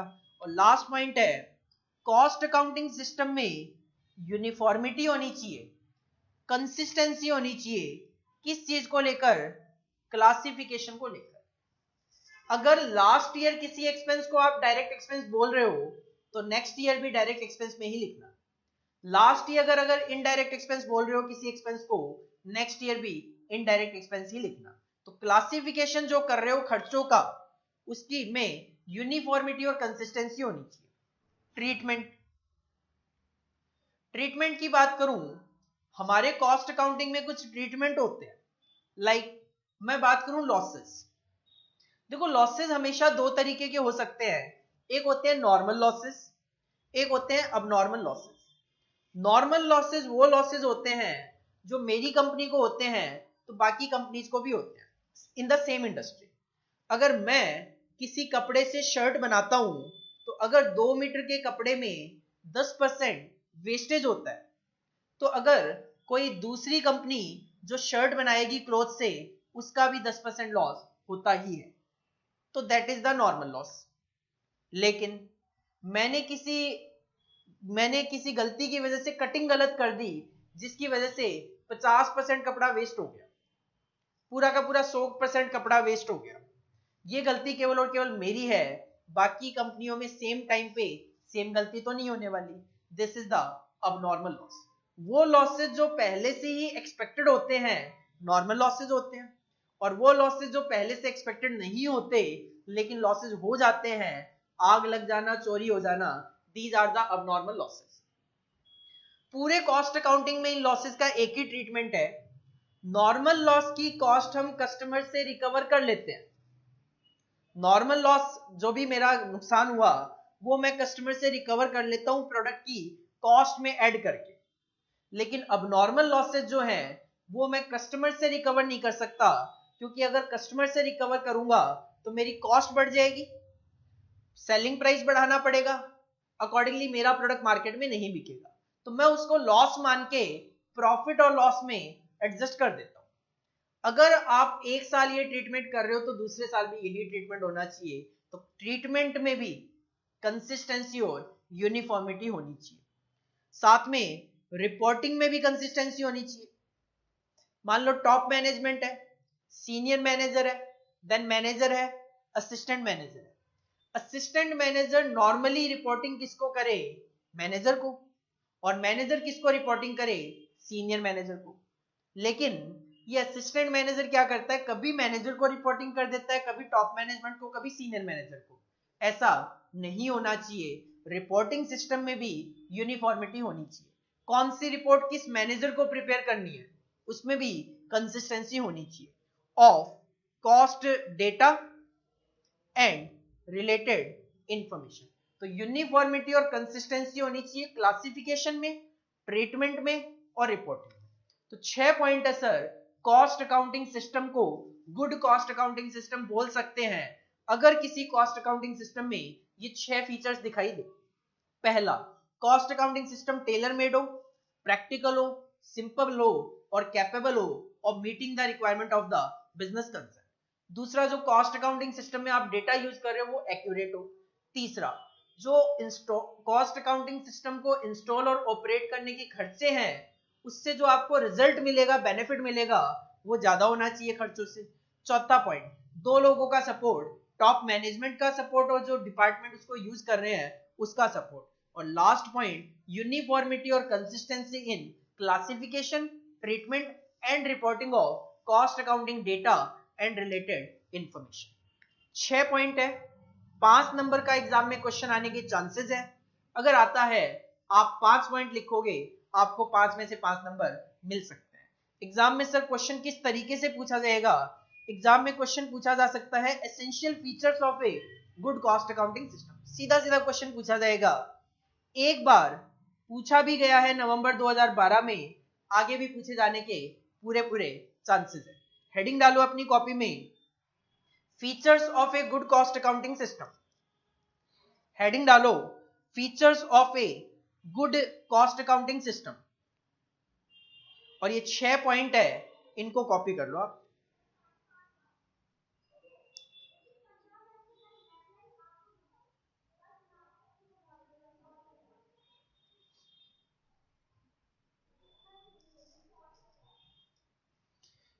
इसके बाद नेक्स्ट टॉपिक आता है हमारा methods of costing. Next topic आता है हमारा मेथड्स ऑफ कॉस्टिंग। सर ये मेथड ऑफ कॉस्टिंग क्या है? देखो, मेथड ऑफ कॉस्टिंग की अगर मैं बात करूं तो जैसे मैंने पहले भी बोला कि सर्विस इंडस्ट्री और मैन्युफैक्चरिंग इंडस्ट्री की कॉस्ट कैलकुलेशन का तरीका सेम नहीं हो सकता। हर एक प्रोडक्ट की कॉस्ट कैलकुलेट करने का तरीका सेम नहीं हो सकता। तो सर जब अलग अलग तरीके हैं तो उन्हीं को मेथड्स ऑफ कॉस्टिंग बोल दिया गया कि कौन से सिचुएशन में कौन से प्रोडक्ट के लिए कौन सा मेथड ऑफ कॉस्टिंग अप्लाई होगा। 8 मेथड ऑफ कॉस्टिंग है जो कि हमें यहां पे डिस्कस करने हैं। एक तो है जॉब कॉस्टिंग, जो कि आपका चैप्टर नंबर 9 भी है। एक है कॉन्ट्रैक्ट कॉस्टिंग, जो कि आपका चैप्टर नंबर 9A भी है। एक है बैच कॉस्टिंग, जो कि आपका चैप्टर नंबर 8A भी है। एक है आपका ऑपरेशन कॉस्टिंग और एक आपका प्रोसेस कॉस्टिंग। एक्चुअल में जो चैप्टर नंबर 10 है आपके सिलेबस में, उसका पूरा नाम जो है वो प्रोसेस एंड ऑपरेशन कॉस्टिंग है। एक है sir unit costing, chapter number 8। 7th आपका ऑपरेटिंग कॉस्टिंग। ऑपरेटिंग कॉस्टिंग को सर्विस कॉस्टिंग भी बोलते हैं, जो कि आपका चैप्टर नंबर 12 है। और एक है मल्टीपल कॉस्टिंग। जब एक मेथड ऑफ कॉस्टिंग से बात ना बने तो हम मल्टीपल कॉस्टिंग फॉलो करते हुए चलते हैं। तो वैसे तो ये सारे के सारे चैप्टर्स हैं हमारे सिलेबस में, तो हम आगे जाके एक एक चैप्टर पूरा का पूरा मेथड ऑफ कॉस्टिंग पे डिस्कस करने वाले। बट फिर भी यहाँ पे एक बार थोड़ा सा ओवरव्यू ले लेते हैं कि कौन से मेथड में किस तरीके से कैलकुलेशन की जाती है और नॉर्मली कौन कौन कंपनीज हैं जो कि इन मेथड्स को यूज करती है। सर सबसे पहला है जॉब कॉस्टिंग। देखो जी, जॉब कॉस्टिंग से सबसे पहले तो स्टूडेंट जो गलत समझ जाते हैं वो समझ जाते हैं जॉब जो कि एम्प्लॉय वाली नेचर की होती है। आप कल को चार्टर्ड अकाउंटेंट बनके किसी बड़ी सी कंपनी में नौकरी करने के लिए जाते हो, वो जो जॉब होती है वो जॉब कॉस्टिंग में कवर नहीं होती। तो सर जॉब कॉस्टिंग में क्या कवर होता है? जॉब का मतलब होता है अगर एक ऑर्गेनाइजेशन, एक पर्सन किसी कस्टमर के स्पेसिफिकेशन के अकॉर्डिंगली माल बनाकर दे, अगर एक ऑर्गेनाइजेशन या पर्सन किसी कस्टमर के स्पेसिफिकेशन के अकॉर्डिंगली माल बना के दे, तो जब ये ऑर्गेनाइजेशन या पर्सन कस्टमर स्पेसिफिकेशन के अकॉर्डिंगली कोई काम करके देती है उसको बोला जाता है जॉब। जैसे कि मैं अगर अपने इंस्टीट्यूट के लिए पैम्पलेट्स प्रिंट करवाने के लिए जाऊं एक प्रिंटिंग प्रेस पे, तो मैं उसको बताऊंगा कि भाई साहब पेपर किस तरीके का यूज करना है, क्या क्या कलर यूज करने हैं, पैटर्न क्या रहेगा पूरा पैम्पलेट का, तो वो मेरे स्पेसिफिकेशन के अकॉर्डिंगली काम करके दे रहा है, तो दिस इज ए जॉब। और जब हम ऐसे काम के लिए कॉस्ट कैलकुलेट करते हैं, this is known as job cost. वो प्रिंटिंग प्रेस वाला जो बंदा है वो मुझे प्राइस बताएगा कि भाई साहब 1000 पैम्पलेट प्रिंट करवाने के इतने चार्जेस हम लेंगे, तो वो अपनी एक कैलकुलेशन करता है, कहीं ना कहीं कैलकुलेटर पे ही कर लेते हैं कि भाई पेपर का प्राइस ये है, प्रिंटिंग का खर्चा ये आएगा, ये अपना प्रॉफिट मार्जिन में रखूंगा, तो ये सेलिंग प्राइस। तो वो जो कॉस्ट कैलकुलेट करने का तरीका यूज कर रहा है that is known as job costing. तो जॉब कॉस्टिंग माइंड में क्या रखना है अपने को, जॉब क्या होती है, एक ऑर्गेनाइजेशन और एक पर्सन जब किसी कस्टमर स्पेसिफिकेशन के अकॉर्डिंगली माल तैयार करके देते हैं that is known as job, और उसके लिए जो कॉस्ट कैलकुलेशन का तरीका होता है that is known as job costing. यहां इनकी लैंग्वेज में क्या लिखा हुआ है देखो, in this method of costing all cost are directly charged to a specific job. इसमें क्या होता है, इसमें हम जो कॉस्ट होती है in this method costing all cost, जितनी भी कॉस्ट होती है वो सारी की सारी स्पेसिफिक जॉब से ही चार्ज की जाती है।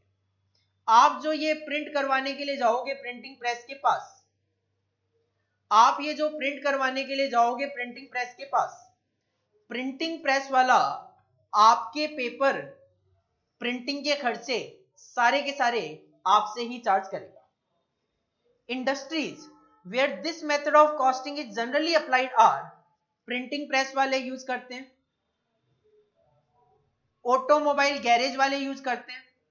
आप अपनी गाड़ी को रिपेयर करवाने के लिए जाओ, आपकी गाड़ी को रिपेयर करने से रिलेटेड जो भी खर्चे होंगे वो आपसे ही तो चार्ज करेगा। रिपेयर शॉप वाला जो भी रिपेयरिंग करेगा वो आपके लिए करेगा और जो भी खर्चे करेगा आपसे चार्ज करेगा। शिप बिल्डिंग वाले भी यही कॉन्सेप्ट यूज करते हैं, हाउस बिल्डिंग वाले भी यही कॉन्सेप्ट यूज करते हैं, इंजन और मशीन कंस्ट्रक्शन वाले भी यही कॉन्सेप्ट यूज करते हैं। बाकी फर्दर डिस्कशन आप इसका चैप्टर 9 में देखोगे। तो फिलहाल के लिए जॉब का मतलब जब एक ऑर्गेनाइजेशन और एक पर्सन कस्टमर स्पेसिफिकेशन के अकॉर्डिंगली काम करती है that is known as job. उसके लिए जो कॉस्ट कैलकुलेशन का तरीका है that is known as job cost.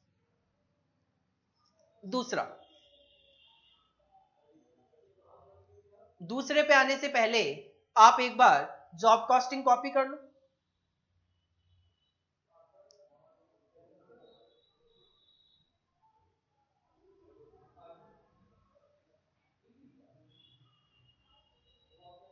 पहला मेथड ऑफ कॉस्टिंग हुआ अपना जॉब कॉस्टिंग। दूसरा है कॉन्ट्रैक्ट कॉस्टिंग। कॉन्ट्रैक्ट कॉस्टिंग की स्पेशलिटी की बात करूं तो ये केवल और केवल अप्लाई होते हैं building construction.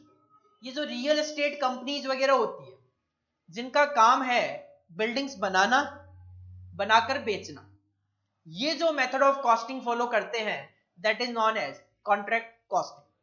The term is usually applied to the costing method adopted where large scale contract, real estate वालों के बड़े बड़े कॉन्ट्रैक्ट होते हैं, एट डिफरेंट साइट्स, अलग अलग साइट पे चल रहे होते हैं, आर कैरिड आउट। ये जो कॉस्टिंग का मेथड फॉलो करते हैं, this is known as contract costing. Detailed discussion will be in chapter 9A। Copy कर लो कॉन्ट्रैक्ट कॉस्टिंग।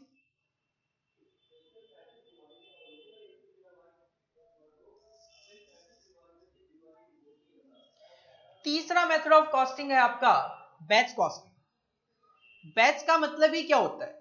बैच का मतलब ही होता है ग्रुप। जैसे आप मेरे सामने अगर 50 स्टूडेंट बैठे हो तो ये क्या है? मेरे लिए एक बैच है। This is a group of students. और यही अगर मैं मैन्युफैक्चरिंग ऑर्गेनाइजेशन की बात करूं तो it will be group of products, group of products.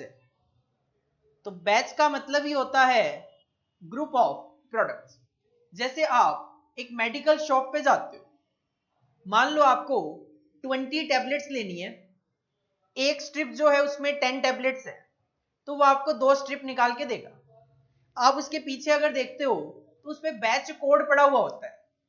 Almost आपने सबने देखा होगा, नहीं देखा है तो घर में कुछ ना कुछ टैबलेट्स वगैरह है या फिर कोई भी प्रोडक्ट पड़ा होगा, टॉक वगैरह, पाउडर वगैरह है, तो आप उन पे देख सकते हो बैच कोड पड़े हुए होते हैं।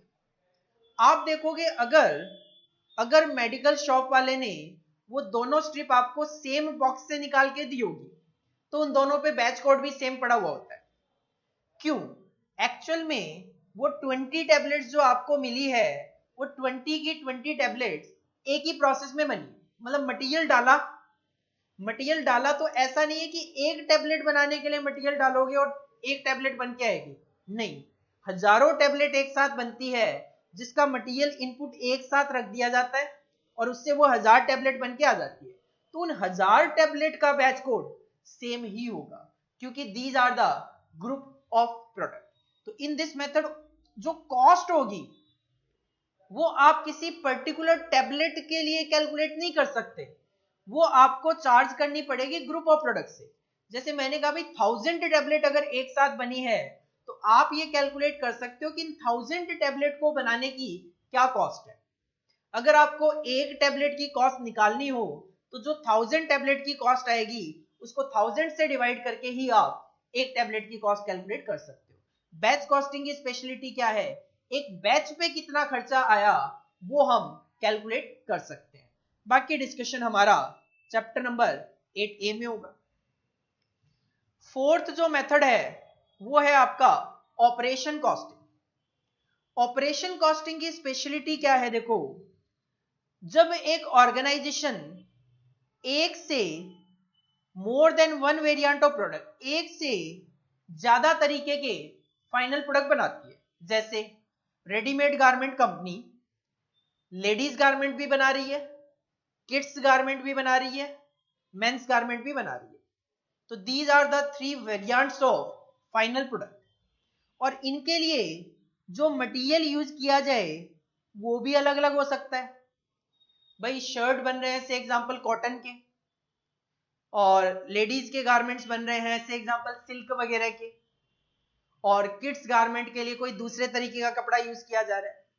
तो अलग अलग वैरायटी के फाइनल प्रोडक्ट है, मटेरियल भी अलग अलग यूज किए जा रहे हैं, but with similar conversion activities. लेकिन क्लॉथ को प्रोडक्ट में कन्वर्ट करने के लिए जो एक्टिविटीज आप कर रहे हो वो सेम है। स्टिचिंग, अब भले ही आपने क्लॉथ से लेडीज गारमेंट बनाया हो, चाहे किड्स गारमेंट बनाया हो, भले ही मेंस गारमेंट बनाया हो, स्टिचिंग तो सब में करनी ही करनी पड़ेगी। तो जब हम अलग अलग तरीके के फाइनल प्रोडक्ट बनाते हैं, अलग अलग मटेरियल भी यूज करते हैं, लेकिन कन्वर्जन एक्टिविटी सेम होती है, this is known as operation costing. This product costing system is used when an entity produces more than one variant of final product using different material but with similar conversion activity. Example, readymade garments company, jewellery making वाले भी यही करते हैं। सोना 22 carat, 23 carat, 24 carat, अलग अलग। जो final product आएगा सेट हार वगैरह जो होते हैं अलग अलग होंगे, लेकिन कन्वर्ट करने के लिए एक्टिविटीज जो उनकी होती है वो सेम ही होती है। सोने को पिघलाकर देन उसको पे मेकिंग वगैरह करना, वो कन्वर्जन एक्टिविटी उनकी सेम चलती है। तो चार मेथड ऑफ कॉस्टिंग, पहला जॉब कॉस्टिंग, दूसरा कॉन्ट्रैक्ट कॉस्टिंग, तीसरा बैच कॉस्टिंग, चौथा ऑपरेशन कॉस्टिंग। ऑपरेशन कॉस्टिंग आप कॉपी कर लो।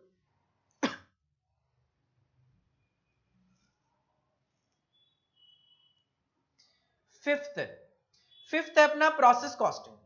देखो प्रोसेस कॉस्टिंग नॉर्मली तब फॉलो किया जाता है जब किसी प्रोडक्ट को बनने के लिए एक से ज्यादा प्रोसेस से गुजरना पड़ता है और एक प्रोसेस का आउटपुट दूसरी प्रोसेस के लिए इनपुट का काम करता है। कैसे? मान लो मैंने मार्केट से कॉटन खरीदा, मेरा टारगेट है शर्ट बनाना। अगर मैंने मार्केट से कॉटन खरीदा तो पहले मुझे उस कॉटन को थ्रेड में कन्वर्ट करना पड़ेगा, एक प्रोसेस हो गई। देन मैं उस थ्रेड से क्लॉथ बनाऊंगा, दो प्रोसेस हो गई। देन क्लॉथ से शर्ट बनाऊंगा, तीन प्रोसेस हो गई। तो एक प्रोडक्ट को बनाने के लिए मुझे कई स्टेजेस से गुजरना पड़ रहा है। और मैंने जो कॉटन से थ्रेड बनाया, वो जो थ्रेड मेरा आउटपुट था वो इनपुट बन गया क्लॉथ के लिए, और जो क्लॉथ मेरा आउटपुट था वो इनपुट बन गया शर्ट मैन्युफैक्चरिंग के लिए। तो एक प्रोसेस का आउटपुट नेक्स्ट प्रोसेस में इनपुट भी बन जाता है। पर्पस क्या होता है? मैं जानना चाहता हूं कॉटन से थ्रेड बनाने की क्या कॉस्ट है, ताकि मैं मार्केट में थ्रेड भी सेल कर सकूं। मैं जानना चाहता हूं क्लॉथ बनाने तक की क्या कॉस्ट है, ताकि मैं मार्केट में क्लॉथ भी सेल कर सकूं। और मैं जानना चाहता हूं शर्ट बनाने तक की क्या कॉस्ट है, ताकि मैं मार्केट में शर्ट भी बेच सकूं। से एग्जांपल रेमंड का आप मार्केट में क्लॉथ खरीदने के लिए जाओगे मिल जाएगा, शर्ट खरीदने के लिए जाओगे मिल जाएगा। वो कहीं ना कहीं प्रोसेस कॉस्टिंग फॉलो कर रहे होंगे, तभी उनको कॉस्ट पता है क्लॉथ की भी और शर्ट की। देखो क्या लिखा हुआ है, where a product passes through distinct stages. जब एक प्रोडक्ट कई स्टेजेस से पास ऑन होता है,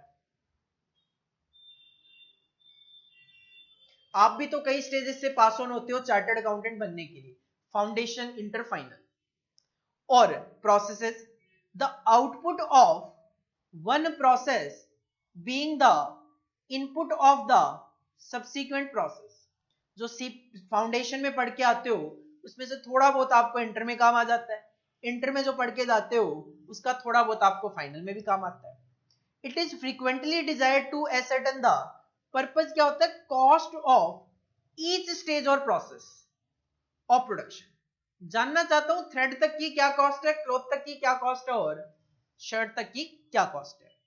process costing is generally adopted in, कपड़े वाले यूज करते हैं तो textile industry, chemical industries, oil refineries, soap manufacturing, paper manufacturing, ये नॉर्मली यूज करते हैं। जो भी प्रोडक्ट बनता है एक से ज्यादा प्रोसेस में बनता है और वो जानना चाहते हैं हर एक स्टेज पे क्या कॉस्ट है, तो वो प्रोसेस कॉस्टिंग फॉलो किया करते हैं। कॉपी कर लो प्रोसेस कॉस्टिंग।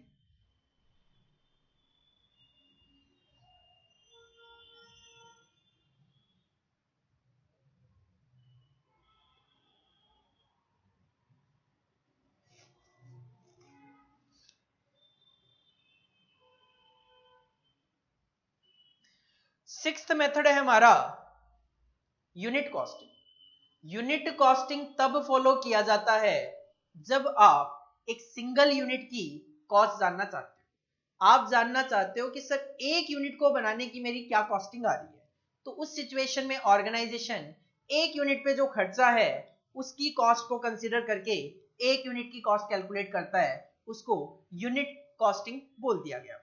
से एग्जांपल आप कहते हो भाई एक पेन को बनाने के लिए 100 रुपए का मटेरियल लगेगा, 50 रुपए की लेबर लगेगी, अदर खर्चे लगेंगे 20 रुपए। इसको बुक कर लिया और 170 रुपए पर यूनिट कैलकुलेट कर लिया। This is the unit cost. तो this method is also known as, इसको सिंगल कॉस्टिंग भी बोला जाता है, इसको आउटपुट कॉस्टिंग भी बोल दिया जाता है। In this method cost is ascertained for a single product. एक प्रोडक्ट की, एक यूनिट की कॉस्ट कैलकुलेट करने का जो तरीका है that is known as unit cost. This method is suitable in industries like brick making. ईंट बनाने वाले जानना चाहते हैं एक ईंट की क्या कॉस्ट है, सीमेंट मैन्युफैक्चरिंग वाले जानना चाहते हैं एक टन की क्या कॉस्ट है। बाकी हम इसको चैप्टर 8 में थोड़ा डिस्कस करें। तो नेक्स्ट आप कॉपी करो unit costing. This is your 6th method of costing. इसके बाद 7th मेथड है हमारा ऑपरेटिंग कॉस्टिंग। जैसा कि मैंने पहले भी कहा, सर्विस कॉस्टिंग को ही ऑपरेटिंग कॉस्टिंग बोलते हैं। तो सिंपल सी बात है, ऑपरेटिंग कॉस्टिंग, सर्विस कॉस्टिंग वो मेथड ऑफ कॉस्टिंग है जो कि सर्विस प्रोवाइडर्स यूज करते हैं। जैसे हम टीचर्स, एजुकेशन सर्विस प्रोवाइड करने वाले, हॉस्पिटल सर्विस प्रोवाइड करने वाले, होटल सर्विसेज प्रोवाइड करने वाले, इस सारे के सारे सर्विस कॉस्टिंग मेथड यूज कर सकते हैं। This is also known as service costing. This method is applicable where services are rendered rather than goods produced। हम गुड्स नहीं बनाते, हम सर्विस प्रोवाइड करते हैं और अपनी कॉस्ट कैलकुलेट करना चाहते हैं तो सर्विस कॉस्टिंग अप्लाई करेंगे। This method is employed in railway की सर्विसेज है, ट्रांसपोर्ट की सर्विसेज होती है, वाटर सप्लाई वालों की सर्विसेज होती है, टेलीफोन सर्विस प्रोवाइडर होते हैं, इलेक्ट्रिसिटी कंपनी सर्विस प्रोवाइड करती है, हॉस्पिटल सर्विसेज होती है, एमसीडी वाले सर्विसेज प्रोवाइड करते हैं। This all are the service provider. तो सर्विस कॉस्टिंग फॉलो किया जाता है। बाकी हम इसको चैप्टर 12 में ब्रॉडली डिस्कस करें। अब कुछ कंपनीज के प्रोडक्ट का नेचर इस तरीके का होता है कि वो किसी एक मेथड को अप्लाई कर ही नहीं पाती। जैसे कि अगर एक कंपनी कार बनाती है, गाड़ी बनाती है, तो गाड़ी को बनाने में तो बहुत सारे कंपोनेंट्स यूज होते हैं। गाड़ी का स्ट्रक्चर होता है, इंजन होता है, टायर्स होते हैं, स्टीयरिंग वगैरह होता है, एसी वगैरह लगते हैं, और भी बहुत सारे कंपोनेंट लगते हैं। अगर एक कंपनी ये सारे के सारे प्रोडक्ट खुद बनाए और देन उसको असेंबल करे प्रोडक्ट को, तो क्या वो कंपनी एक मेथड ऑफ कॉस्टिंग फॉलो कर सकती है? ऑफ कोर्स नहीं। इंजन के लिए अलग मेथड ऑफ कॉस्टिंग हो सकता है और टायर्स के लिए अलग मेथड ऑफ कॉस्टिंग हो सकता है। तो मल्टीपल कॉस्टिंग वो ऑर्गेनाइजेशन फॉलो करती है जिनके प्रोडक्ट के लिए एक मेथड ऑफ कॉस्टिंग सफिशिएंट नहीं होता, तो वो एक से ज्यादा मेथड ऑफ कॉस्टिंग अप्लाई करते हैं। Some products are so complex, कई प्रोडक्ट के का नेचर होता है complex, that no single system of costing is applicable, कि एक सिस्टम ऑफ कॉस्टिंग आप फॉलो नहीं कर पाते। It is used where there are a variety of components separately produced and subsequently assembled in a complex production activity. This method is applicable to manufacturing concern producing, गाड़ी assemble होती है, aeroplane बहुत सारे component लगते हैं, machine tools, typewriters, radios, cycles, saving machine. मतलब आप कह सकते हो जहां जहां असेंबली का कॉन्सेप्ट होता है कि ये प्रोडक्ट तो असेंबल होके बनता है, वहां पे आप कह सकते हो एक सिंगल मेथड ऑफ कॉस्टिंग से बात नहीं बनेगी। तो आप जब एक से ज्यादा मेथड ऑफ कॉस्टिंग फॉलो करोगे, that is known as multiple costing. तो these are the 8 methods of costing जो कि हमें एज ए ओवरव्यू यहां पे देखना था। Job costing. जॉब कॉस्टिंग क्या है? एक ऑर्गेनाइजेशन, एक पर्सन जब कस्टमर के स्पेसिफिकेशन के अकॉर्डिंगली कोई काम करता है, that is known as job. और वो ऑर्गेनाइजेशन या पर्सन जो भी कॉस्ट इनकर करेगा, सारी की सारी स्पेसिफिक जॉब से चार्ज कर पाता है, that is known as job costing. Contract costing building, construction, real estate business वाले यूज करते हैं। बैच कॉस्टिंग, जब ग्रुप ऑफ प्रोडक्ट्स आप एक साथ बनाते हो, एक बैच की कॉस्ट कैलकुलेट कर पाते हो, that is known as batch costing. Operation costing, जब आप एक से ज्यादा तरीके के प्रोडक्ट बनाते हो, एक से ज्यादा तरीके के मटेरियल यूज करते हो, बट कन्वर्जन एक्टिविटीज आपकी सेम होती है, that is known as operation costing. Process costing, जब आप कई प्रोसेस से गुजर के अपनी फाइनल प्रोडक्ट तक पहुंचते हो और एक प्रोसेस का आउटपुट दूसरी प्रोसेस का इनपुट बनता है और आप हर एक इस प्रोसेस में ये जानना चाहते हो कि पहली प्रोसेस खत्म हुई तो क्या कॉस्टिंग है, दूसरी प्रोसेस खत्म हुई तो क्या कॉस्टिंग है और तीसरी प्रोसेस खत्म हुई तो क्या कॉस्टिंग है। यूनिट कॉस्टिंग जब आप एक सिंगल प्रोडक्ट की कॉस्ट कैलकुलेट करते हो that is known as unit costing. Service costing is used by service provider. और अगर एक मेथड ऑफ कॉस्टिंग से आपके बिजनेस में काम नहीं चल रहा तो you can use multiple method of costing, this is known as multiple costing. तो these are the 8 methods of costing, जिसमें से ऑलमोस्ट 6 से तो 7 चैप्टर ही है हमारे सिलेबस में जो हम आगे जाके डिस्कस करने वाले हैं। मल्टीपल कॉस्टिंग आप कॉपी कर लो।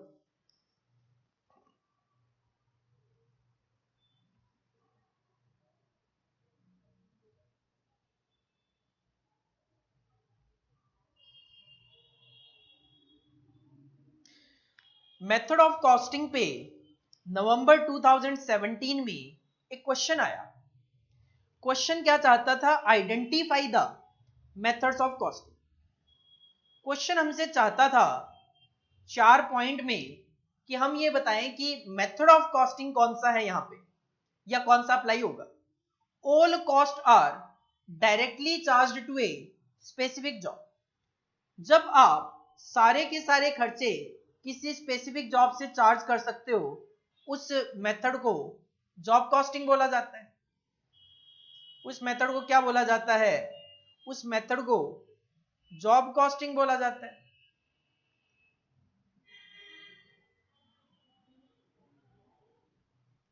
उस मेथड को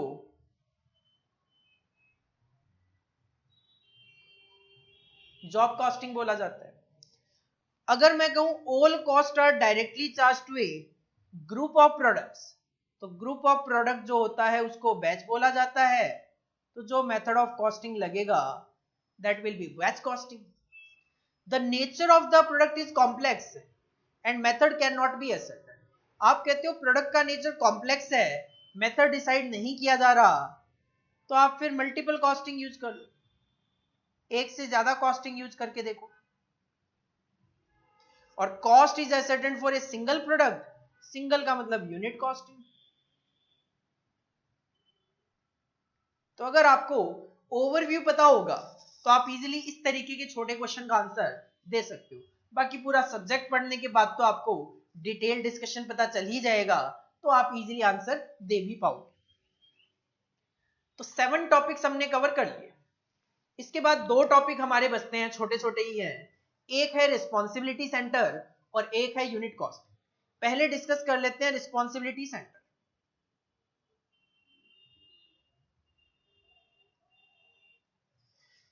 देखो रिस्पॉन्सिबिलिटी सेंटर की अगर मैं बात करूं तो रिस्पॉन्सिबिलिटी सेंटर का मतलब क्या होता है? देखो जो टॉप मैनेजमेंट होते हैं या मैनेजमेंट लेवल के जो बंदे होते हैं सारा का सारा काम खुद तो नहीं कर सकते, तो वो क्या करते हैं अपना काम अपने जो सबऑर्डिनेट्स होते हैं, नीचे जो बंदे काम कर रहे होते हैं उनको डेलीगेट कर देते हैं। काम को डेलीगेट करने का मतलब मैनेजमेंट लेवल के बंदे अपनी जो रिस्पॉन्सिबिलिटीज है वो रिस्पॉन्सिबिलिटी डेलीगेट कर रहे हैं, नीचे जो मैनेजर काम करते हैं उनको रिस्पॉन्सिबिलिटी दे रहे हैं कि भाई आपको कितने कॉस्ट में काम करना है, आपको कितनी सेल जनरेट करनी है, आपको कितना प्रॉफिट कमाना है। अगर आप कितना इन्वेस्टमेंट करते हो, 10 लाख का इन्वेस्टमेंट करते हो तो उस पर क्या रेट ऑफ रिटर्न आपको जनरेट करना चाहिए। तो ये जो काम है इसको बोला जाता है रिस्पॉन्सिबिलिटी डेलीगेट करना। और जिनको ये रिस्पॉन्सिबिलिटी डेलीगेट की गई है उनको बोला जाता है रिस्पॉन्सिबिलिटी सेंटर्स। रिस्पॉन्सिबिलिटी जिनको डेलीगेट की गई है उनको बोला जाता है रिस्पॉन्सिबिलिटी सेंटर्स। किसी ने किसी डिपार्टमेंट को, किसी ने किसी पर्सन को ये रिस्पॉन्सिबिलिटी दी गई होगी तो उस पर्सन या डिपार्टमेंट को रिस्पॉन्सिबिलिटी सेंटर बोला जाता है। देखो क्या डेफिनेशन लिखी हुई है यहां पे, with the growth of an organisation, जैसे जैसे ऑर्गेनाइजेशन ग्रो होती है इट्स फंक्शंस, उसके काम भी बढ़ते हैं, ऑर्गेनाइजेशन का स्ट्रक्चर भी कॉम्प्लेक्स होता जाता है, पहले 4 बंदे काम कर लेते थे, अब 40 बंदे काम कर रहे हैं। And other related functions also grows in terms of volume, output बढ़ता है और ऑर्गेनाइजेशन में कॉम्प्लेक्सिटी बढ़ती है, कौन किसको रिपोर्टिंग करे, कौन किस बात के लिए रिस्पॉन्सिबल है। तो to have a better control, तो कंट्रोल को बेटर करने के लिए ऑर्गेनाइजेशन में ओवर द ऑर्गेनाइजेशन मैनेजमेंट क्या करते हैं, डेलीगेट्स इट्स रिस्पॉन्सिबिलिटी। तो मैनेजमेंट अपने कामों को अपने सुबॉर्डिनेट को डेलीगेट करना शुरू कर देते हैं, देना शुरू कर देते हैं। एंड ऑफ कोर्स इस काम को करने के लिए जो अथॉरिटी चाहिए वो भी डेलीगेट की जाती है, क्योंकि केवल और केवल रिस्पॉन्सिबिलिटी डेलीगेट करने से काम नहीं हो सकता, उसके साथ जो अथॉरिटी अटैच है वो भी तो डेलीगेट होनी चाहिए टू वेरियस डिपार्टमेंट्स या पर्संस। तो ये जो डिपार्टमेंट और पर्संस हैं इन्हीं को रिस्पॉन्सिबिलिटी सेंटर्स बोला जाता है।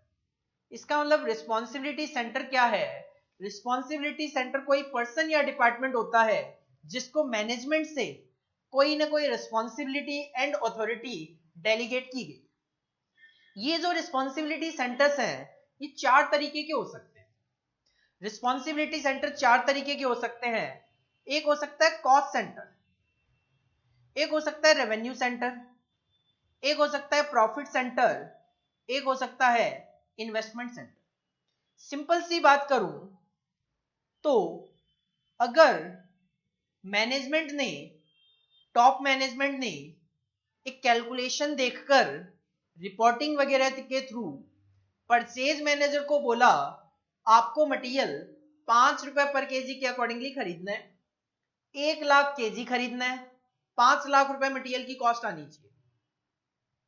अब जब मैनेजमेंट ने परचेज मैनेजर को ये बोला कि 5 लाख रुपए मटेरियल की कॉस्ट आनी चाहिए, तो एक स्टैंडर्ड डिसाइड हो गया 5 लाख रुपए का। Now the purchase manager is responsible for purchasing the material 1 lakh KG at the rate of ₹5। तो परचेज मैनेजर की ये रिस्पॉन्सिबिलिटी होगी, लेकिन ये रिस्पॉन्सिबिलिटी किस चीज को लेकर है, कॉस्ट को लेकर है, तो इसको बोल दिया गया कॉस्ट सेंटर।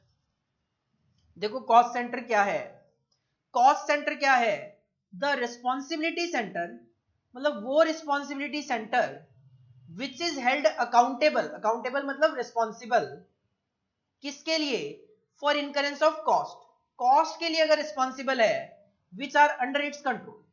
तो परचेज मैनेजर के अंडर में कंट्रोल में है परचेज कॉस्ट, तो वो उसके लिए रिस्पॉन्सिबल है। तो purchase manager is responsible for material cost. The performance of this responsibility centre, अब ये जो परचेज मैनेजर है इसकी परफॉर्मेंस चेक की जा सकती है, किस बेसिस पे, is measured against pre determined standards और बजट। पहले से ही डिसाइडेड था 5 रुपए मटेरियल की कॉस्ट आनी चाहिए, अगर मटेरियल 5 रुपए पर केजी से कम पे खरीद लिया जाए इसका मतलब purchase manager is more efficient, bonus मिल सकता है उनको। लेकिन अगर वो 5 रुपए से ज्यादा पे परचेज करते हैं इसका मतलब purchase manager is not efficient, हो सकता है उनपे कोई पेनल्टीज वगैरह थोप दी जाए। तो कॉस्ट सेंटर क्या है, वो रिस्पॉन्सिबिलिटी सेंटर जो कि एक ऑर्गेनाइजेशन में कॉस्ट जो इनकर होती है उसके लिए रिस्पॉन्सिबल होते हैं। और कैसे पता चलेगा कि वो बंदा परफॉर्मेंस कैसी दे रहा है, पहले स्टैंडर्ड सेट किए जाते हैं, फिर जो एक्चुअल कॉस्ट इनकर होती है उनका कंपैरिजन किया जाता है। This is the cost centre. तो सर ये रेवेन्यू सेंटर क्या है, सेल्स डिपार्टमेंट। सेल्स डिपार्टमेंट की से एग्जांपल एक रिस्पॉन्सिबिलिटी सेट कर दी जाए कि अक्टूबर 2019 में आपको 1 लाख यूनिट सेल करनी है और 10 रुपए पर यूनिट के अकॉर्डिंगली सेल करनी है, 10 लाख रुपए की सेल जनरेट करनी है। तो एक स्टैंडर्ड सेट कर दिया गया कि 1 लाख यूनिट सेल करनी है, 10 रुपए के अकॉर्डिंगली करनी है, 10 लाख रुपए की सेल करनी है। Now the sales department is responsible for sales. अगर वो इससे ज्यादा सेल जनरेट कर लेता है, मोर एफिशिएंट है, कम करता है तो लेस एफिशिएंट है। मोर सेल जनरेट करता है बोनस मिल सकता है, लेस सेल जनरेट करता है पेनल्टीज वगैरह लग सकती है। तो what is the revenue centre? वो रिस्पॉन्सिबिलिटी सेंटर जो कि किसके लिए रिस्पॉन्सिबल होगा, which is accountable for generation of revenue, revenue मतलब सेल्स, फॉर द एंटिटी।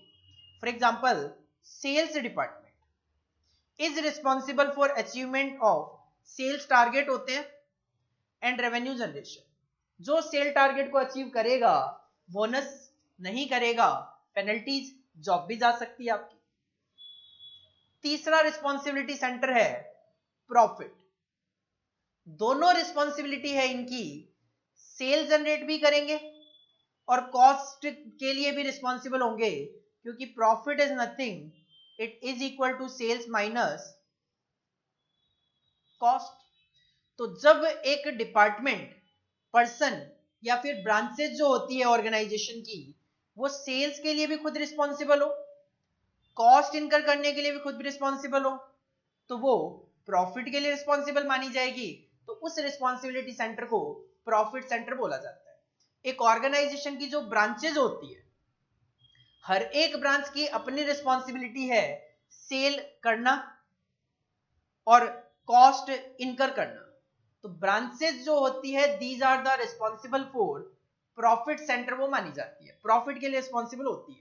देखो क्या लिखा हुआ है, these are the responsibility centre which have both responsibility, both कौन सी, सेल्स के लिए भी और खर्चों के लिए भी। Since managers of profit centres are accountable for both cost as well as revenue, तो profitability is the basis for measurement of performance of these responsibility centre. तो जब एक मैनेजर, जब एक पर्सन, जब एक डिपार्टमेंट कॉस्ट और रेवेन्यू दोनों के लिए रिस्पॉन्सिबल है, तो सिंपल सी बात है वो प्रॉफिट सेंटर है, प्रॉफिट के लिए रिस्पॉन्सिबल माना जाएगा। फॉर एग्जांपल जो डिसेंट्रलाइज्ड ब्रांचेज होती है ऑर्गेनाइजेशन की are the example of profit centre. वो सेल भी खुद जनरेट करती है अपनी, कॉस्ट भी खुद इनकर करती है, अकॉर्डिंगली प्रॉफिट के लिए वो रिस्पॉन्सिबल मानी जाती है। और फाइनली अगर बात करें चौथा, इन्वेस्टमेंट सेंटर, वो रिस्पॉन्सिबिलिटी सेंटर जिनका पैसा मार्केट से उठाने की भी अपनी रिस्पॉन्सिबिलिटी है, इन्वेस्ट कहां पे करना है वो डिसीजन भी उनको खुद को लेने हैं, लेकिन उनकी परफॉर्मेंस मेजरमेंट के लिए टॉप मैनेजमेंट एक रिटर्न ऑन इन्वेस्टमेंट, कि जो आप पैसा इन्वेस्ट कर रहे हो उस पर कितनी रिटर्न जनरेट कर पा रहे हो, उसके लिए एक स्टैंडर्ड सेट कर दिया जाता है।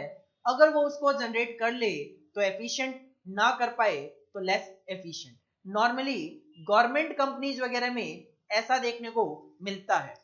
इन्वेस्टमेंट सेंटर क्या है, these are the responsibility centre which are not only responsible for profitability, profit के लिए तो रिस्पॉन्सिबल है ही, क्योंकि मैंने कहा रिटर्न ऑन इन्वेस्टमेंट निकालना है, return is nothing profit, but also has the authority to make capital investment decision. लेकिन कैपिटल को कहां इन्वेस्ट करना है उसके डिसीजन भी वो खुद ही लेंगे, ब्रांच मैनेजर ही लेगा या जो कंपनी है उसके मैनेजर ही लेंगे।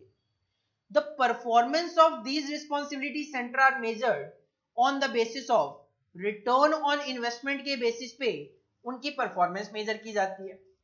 Example of investment centre are, जो हमारी गवर्नमेंट है, that is public sector undertakings जो है, उनकी महारत्न कंपनीज है, मतलब बड़ी बड़ी कंपनियां हैं ये सेंट्रल गवर्नमेंट की, ONGC, SAIL, BHEL, IOCL, CIL, GAIL, BPCL, ये कुछ कंपनियां हैं जिनको महारत्न कंपनीज के नाम से जाना जाता है। All are the companies of central government. Central government एक रिटर्न ऑन इन्वेस्टमेंट सेट करके चलती है कि भाई किस कंपनी को कितना रिटर्न ऑन इन्वेस्टमेंट जनरेट करना है। अगर वो उतना रिटर्न ऑन इन्वेस्टमेंट जनरेट कर पाते हैं तो वो कंपनी एफिशिएंट है, आगे गवर्नमेंट उसको कंटिन्यू करेगी। और अगर कोई रिटर्न ऑन इन्वेस्टमेंट उतना जनरेट नहीं कर पाती, हो सकता है गवर्नमेंट उस कंपनी को बंद करने का आदेश दे दे। This is known as investment centre. तो रिस्पॉन्सिबिलिटी सेंटर क्या है, कोई भी ऑर्गेनाइजेशन, कोई भी डिपार्टमेंट, कोई भी पर्सन जिसको टॉप मैनेजमेंट से कुछ ना कुछ रिस्पॉन्सिबिलिटी और अथॉरिटी मिल गई, किस वजह से? क्योंकि टॉप मैनेजमेंट के पास काम बहुत सारे हैं, फंक्शंस बहुत सारे हैं। तो this organisation, in case of investment centre, department या person, is known as responsibility centre. Sir responsibility centre चार तरीके के होते हैं: cost, revenue, profit, investment centre. वो रिस्पॉन्सिबिलिटी सेंटर जो कॉस्ट के लिए रिस्पॉन्सिबल है, कॉस्ट सेंटर माना जाएगा। परफॉर्मेंस के लिए स्टैंडर्ड पहले से सेट होगा, कंपैरिजन से पता लग जाएगा परफॉर्मेंस कैसी है। सेम तरीका रेवेन्यू सेंटर, वो रिस्पॉन्सिबिलिटी सेंटर जो रेवेन्यू जनरेट करने के लिए रिस्पॉन्सिबल है, that is known as revenue centre. Example है सेल्स डिपार्टमेंट, उनका भी स्टैंडर्ड सेट होगा परफॉर्मेंस मेजरमेंट के लिए। तीसरा प्रॉफिट सेंटर, वो रिस्पॉन्सिबिलिटी सेंटर जो कि रेवेन्यू और कॉस्ट दोनों के लिए रिस्पॉन्सिबल है, that is known as profit centre. जो डिसेंट्रलाइज्ड ब्रांचेज होती है ऑर्गेनाइजेशन की, these branches are the profit centres. और इन्वेस्टमेंट सेंटर्स की बात करें तो सेंट्रल गवर्नमेंट की जो कंपनीज हैं, central government return on investment set कर देती है। ये कंपनीज प्रॉफिट के लिए तो रिस्पॉन्सिबल है ही क्योंकि रिटर्न, लेकिन इन्वेस्टमेंट के लिए भी खुद ही रिस्पॉन्सिबल है कि कहां करना है, कैसे करना है, अपने डिसीजन इनके होते हैं। लेकिन स्टैंडर्ड सेट होंगे by the central government of return on investment, उससे कंपैरिजन किया जाएगा कौन सी कंपनी की परफॉर्मेंस किस तरीके की है। आप कॉपी कर लो स्टार्टिंग से ही, यहां से हेडिंग डालो अपनी कॉपी में रिस्पॉन्सिबिलिटी सेंटर्स, हेडिंग डालो अपनी कॉपी में रिस्पॉन्सिबिलिटी सेंटर्स, और सबसे पहले रिस्पॉन्सिबिलिटी सेंटर्स का ये जो मीनिंग है इसको आप कॉपी करो।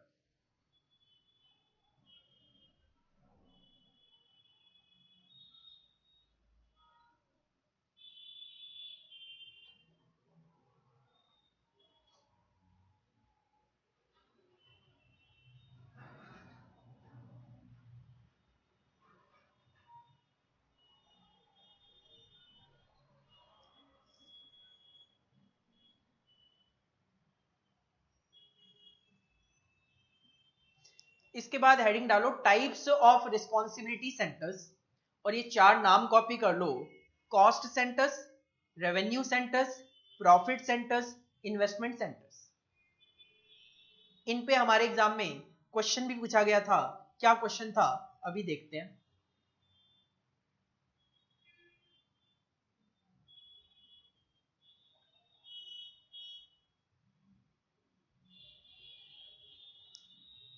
इसके बाद सबसे पहला पॉइंट कॉस्ट सेंटर, और उसका मीनिंग लिखो।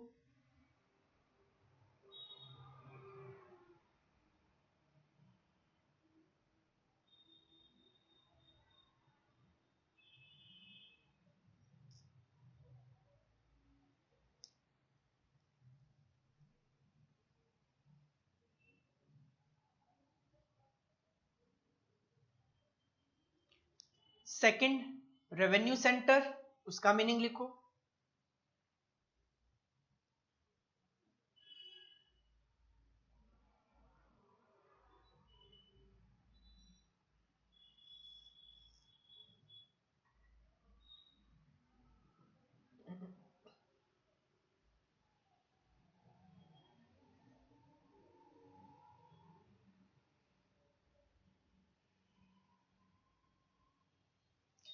थर्ड प्रॉफिट सेंटर, उसका मीनिंग लिखो।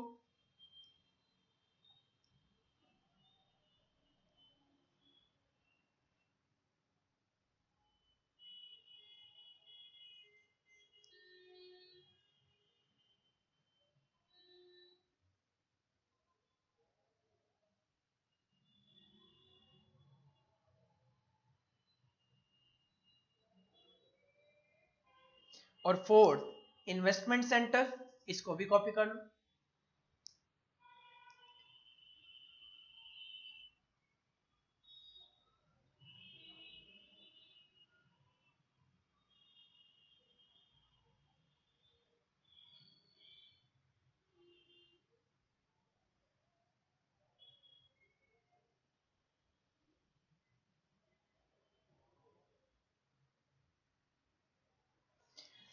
इस पे क्वेश्चन आया हमारे एग्जाम में नवंबर 2018 में, mention and explain types of responsibility centres. तो ऑफ कोर्स आप पहले तो रिस्पॉन्सिबिलिटी सेंटर का मीनिंग लिखो और उसके बाद ये जो 4 टाइप मैंने आपको बताए हैं ये आपको लिखने। मई 2011 और 17 में एक क्वेश्चन आया, define the term cost centre, cost centre, profit centre, profit centre, साथ में इन्होंने पूछा कॉस्ट यूनिट, जो कि हमारा लास्ट टॉपिक है, व्हाट इज कॉस्ट यूनिट। देखो सिंपल सी बात करूं, कॉस्ट यूनिट का मतलब होता है मेजरमेंट का तरीका। कॉस्ट यूनिट का मतलब होता है मेजरमेंट का तरीका। जैसे आपकी अगर मैं बात करूं तो हम डिसाइड करके चलते हैं 10,000 पर स्टूडेंट फीस है। फीस क्या है? 10,000 पर स्टूडेंट। तो student is the cost unit, student is the cost unit. अब हम क्या करेंगे, हम कहेंगे एक स्टूडेंट पे से एग्जांपल 3,000 की कॉस्ट आ रही है, तो मैं कहूंगा 3,000 रुपए पर स्टूडेंट कॉस्ट है, 10,000 रुपए पर स्टूडेंट रेवेन्यू है, तो 7,000 पर स्टूडेंट प्रॉफिट है। तो कॉस्ट की यूनिट क्या है? मेरे जो खर्चे होंगे उसकी यूनिट क्या है? स्टूडेंट। जितने नंबर ऑफ स्टूडेंट उतनी ज्यादा कॉस्ट। इसी तरीके से जो लिक्विड आइटम्स होते हैं उनको लीटर में मेजर किया जाता है। सीमेंट वगैरह जो होती है टन्स में मेजर किया जाता है। जो डिस्टेंस वगैरह होते हैं किलोमीटर्स वगैरह में यूज किया जाता है। तो these are nothing, these are the cost unit. इसको डिफाइन कैसे किया जाता है? The term cost unit is defined as unit of quantity. जो भी क्वांटिटी है उसकी यूनिट क्या है? 50 स्टूडेंट, उसकी यूनिट क्या है? Student. 1000 litre, 5000 ton of product, service या टाइम। टाइम में अगर आप किसी चीज को मेजर कर रहे हो तो डेज में, आवर्स में, मंथ्स में, और एक कॉम्बिनेशन ऑफ दीज, या इनका कोई कॉम्बिनेशन भी हो सकता है। जैसे ट्रांसपोर्ट कंपनीज वगैरह जो हमसे फेयर चार्ज करती है, दिल्ली मेट्रो का जो फेयर है ये पर किलोमीटर के अकॉर्डिंगली नहीं, पर किलोमीटर पर पैसेंजर होता है, पर किलोमीटर पर पैसेंजर के अकॉर्डिंगली सेट किया जाता है। मान लो उनके एक स्टेशन की दूरी है 2 किलोमीटर, नॉर्मली मान लो एक स्टेशन से दूसरे स्टेशन की दूरी है 2 किलोमीटर। वो अपनी कॉस्टिंग प्रॉफिट वगैरह निकाल के कैलकुलेशन करते हैं 5 रुपी पर पैसेंजर पर किलोमीटर। तो अगर एक स्टेशन की दूरी 2 किलोमीटर है तो उन्होंने एक स्टेशन का फेयर सेट कर दिया 10 रुपए का। यहां से यहां तक अगर किलोमीटर बढ़ गए उसके अकॉर्डिंगली फेयर बढ़ता गया। जैसे जैसे किलोमीटर बढ़ते गए वैसे वैसे फेयर बढ़ता गया।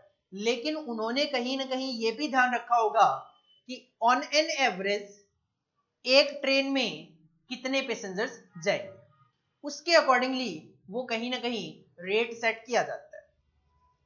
इन relation to whom cost may be ascertain, जिसके लिए हम कॉस्ट कैलकुलेट कर सके। कॉस्ट पर स्टूडेंट कैलकुलेट की जा सकती है, कॉस्ट पर लीटर कैलकुलेट की जा सकती है, कॉस्ट पर टन कैलकुलेट की जा सकती है, तो वो हमारे लिए कॉस्ट यूनिट होगी। It can be for a job, आप अगर जॉब कॉस्टिंग फॉलो करोगे तो कॉस्ट पर जॉब कैलकुलेट कर पाओगे। अगर आप बैच कॉस्टिंग फॉलो करोगे तो कॉस्ट पर बैच कैलकुलेट कर पाओगे, या बैच कह दो या फिर प्रोडक्ट ग्रुप कह दो, एक ही बात है। तो cost unit is nothing, it is just a unit of measurement of quantity of product, service या time. This is the cost unit. Liter, meter, batch, job, service, kilometer, these are all the cost unit. तो देखो simple सा हमारा ये एक पहला unit था। Cost unit पे क्वेश्चन की बात करें तो question define the term cost unit पूछा हुआ था। तो अगर इस यूनिट की बात करें तो chapter number 1 introduction to cost accounting, no topic है इसके अंदर। सर क्या क्या नो टॉपिक है? सबसे पहले कॉस्ट का meaning, simple expenditure incurred on manufacturing the product, distribution of product और ऑन प्रोवाइडिंग द सर्विस। अगर इसमें अकाउंटिंग का मीनिंग ऐड कर लिया जाए तो वो बन जाएगा आपका cost accounting, that is recording, classification and summarisation of expenses incurred on manufacturing the product, distribution of product, providing the services. This system of accounting is known as cost accounting. Sir cost accounting के 5 objective है, cost की calculation, profit की calculation, selling price fix करना, to assist the management in decision making, cost control and cost reduction. So cost control और cost reduction में difference क्या है? Cost control का मतलब है मेंटेन करना, कॉस्ट रिडक्शन का मतलब है कॉस्ट को रिड्यूस करना. दूसरा, कॉस्ट कंट्रोल पास्ट और प्रेजेंट को माइंड में रखता है, जबकि कॉस्ट रिडक्शन प्रेजेंट और फ्यूचर को ध्यान में रखता है. कॉस्ट कंट्रोल एग्जिस्टिंग कंडीशन को ध्यान में रखता है, जबकि कॉस्ट रिडक्शन का कहना है कोई भी कंडीशन परमानेंट नहीं होती, हम कोई एग्जिस्टिंग कंडीशन को ध्यान में रखते हुए नहीं चलते. जो हमारा कॉस्ट कंट्रोल है वो एक प्रिवेंटिव फंक्शन है, जबकि कॉस्ट रिडक्शन जो है आपका वो एक करेक्टिव फंक्शन है. और एक चौथा पॉइंट भी था उसके अंदर, वो क्या था? कॉस्ट कंट्रोल जो है वो खत्म हो जाता है जब टारगेट अचीव हो जाते हैं, और कॉस्ट रिडक्शन का कोई विजिबल एंड नहीं होता. पांचवा टॉपिक था सर अपना कॉस्ट अकाउंटिंग सिस्टम को इंस्टॉल करते वक्त किन किन फैक्टर को ध्यान में रखना है. ऑब्जेक्टिव, नेचर ऑफ बिजनेस और इंडस्ट्री, ऑर्गेनाइजेशन हायरार्की, आपके प्रोडक्ट को नो द प्रोडक्ट. उसके बाद पांचवा पॉइंट था method of maintenance of cost record and statutory compliances and audit. इसके बाद features of cost accounting system था. गुड कॉस्ट अकाउंटिंग सिस्टम के फीचर, पहला पॉइंट था tailor made, practical, simple and capable होना चाहिए. दूसरा, डेटा एक्यूरेट होना चाहिए. तीसरा, कॉस्ट जस्टिफाई होनी चाहिए. चौथा और पांचवा, टॉप मैनेजमेंट का सपोर्ट और यूजर डिपार्टमेंट का सपोर्ट होना चाहिए. और 6 पॉइंट था यूनिफॉर्मिटी और consistency in classification, treatment and reporting system. इसके बाद हमारा 7 पॉइंट था sir method of costing, job costing. एक ऑर्गेनाइजेशन और पर्सन जब कस्टमर के स्पेसिफिकेशन पे काम करते हैं, दैट इज जॉब, उसकी कॉस्ट कैलकुलेट करना job costing. Construction of building, that is covered in contract costing. Group of product के लिए कॉस्ट कैलकुलेट कर रहे हो, बैच कॉस्टिंग. एक से ज्यादा फाइनल प्रोडक्ट, एक से ज्यादा raw material but conversion activity same, that is operation costing. Process costing, जब एक से ज्यादा प्रोसेस में फाइनल प्रोडक्ट बना रहे हो, एक प्रोसेस का आउटपुट दूसरी प्रोसेस का इनपुट बन रहा है, हर एक स्टेज पे कॉस्ट कैलकुलेट करना चाह रहे हो, प्रोसेस कॉस्टिंग फॉलो की जाती है. यूनिट कॉस्टिंग, सिंगल प्रोडक्ट की cost. Operating costing, service provider, जब एक मेथड से बात ना बने, multiple costing. Responsibility centre, top management नीचे वाले पर्संस को, सुबॉर्डिनेट्स को रिस्पॉन्सिबिलिटी एंड अथॉरिटी डेलीगेट कर देता है, तो वो पर्सन और डिपार्टमेंट रिस्पॉन्सिबिलिटी सेंटर माने जाते हैं. Cost centre, revenue centre, profit centre और इन्वेस्टमेंट सेंटर. अगर एक रिस्पॉन्सिबिलिटी सेंटर कॉस्ट के लिए रिस्पॉन्सिबल है तो कॉस्ट सेंटर, रेवेन्यू के लिए रिस्पॉन्सिबल है तो रेवेन्यू सेंटर, कॉस्ट और रेवेन्यू दोनों के लिए रिस्पॉन्सिबल है तो प्रॉफिट सेंटर, इन्वेस्टमेंट और प्रॉफिट के लिए रिस्पॉन्सिबल है तो इन्वेस्टमेंट सेंटर. और कॉस्ट यूनिट मेजरमेंट का एक तरीका है. तो this is the simple first chapter introduction to cost accounting, जिसमें से आप 4 to 5 मार्क्स तक या 2 क्वेश्चन अगर आ जाए थ्योरी के, तो 8 मार्क्स तक के क्वेश्चन एक्सपेक्ट करते हुए चल सकते हो. चलो जी, चैप्टर को रिवाइज करके आओ. नेक्स्ट क्लास में हम चैप्टर 1 का ही जो दूसरा पार्ट है, चैप्टर 1A के नाम से, इंट्रोडक्शन टू मैनेजमेंट अकाउंटिंग, क्योंकि हमारे सब्जेक्ट का नाम तो introduction to cost and management accounting है. कॉस्ट अकाउंटिंग का इंट्रोडक्शन देखा आपने, मैनेजमेंट अकाउंटिंग का इंट्रोडक्शन नेक्स्ट क्लास में देखेंगे. Thank you, all the best.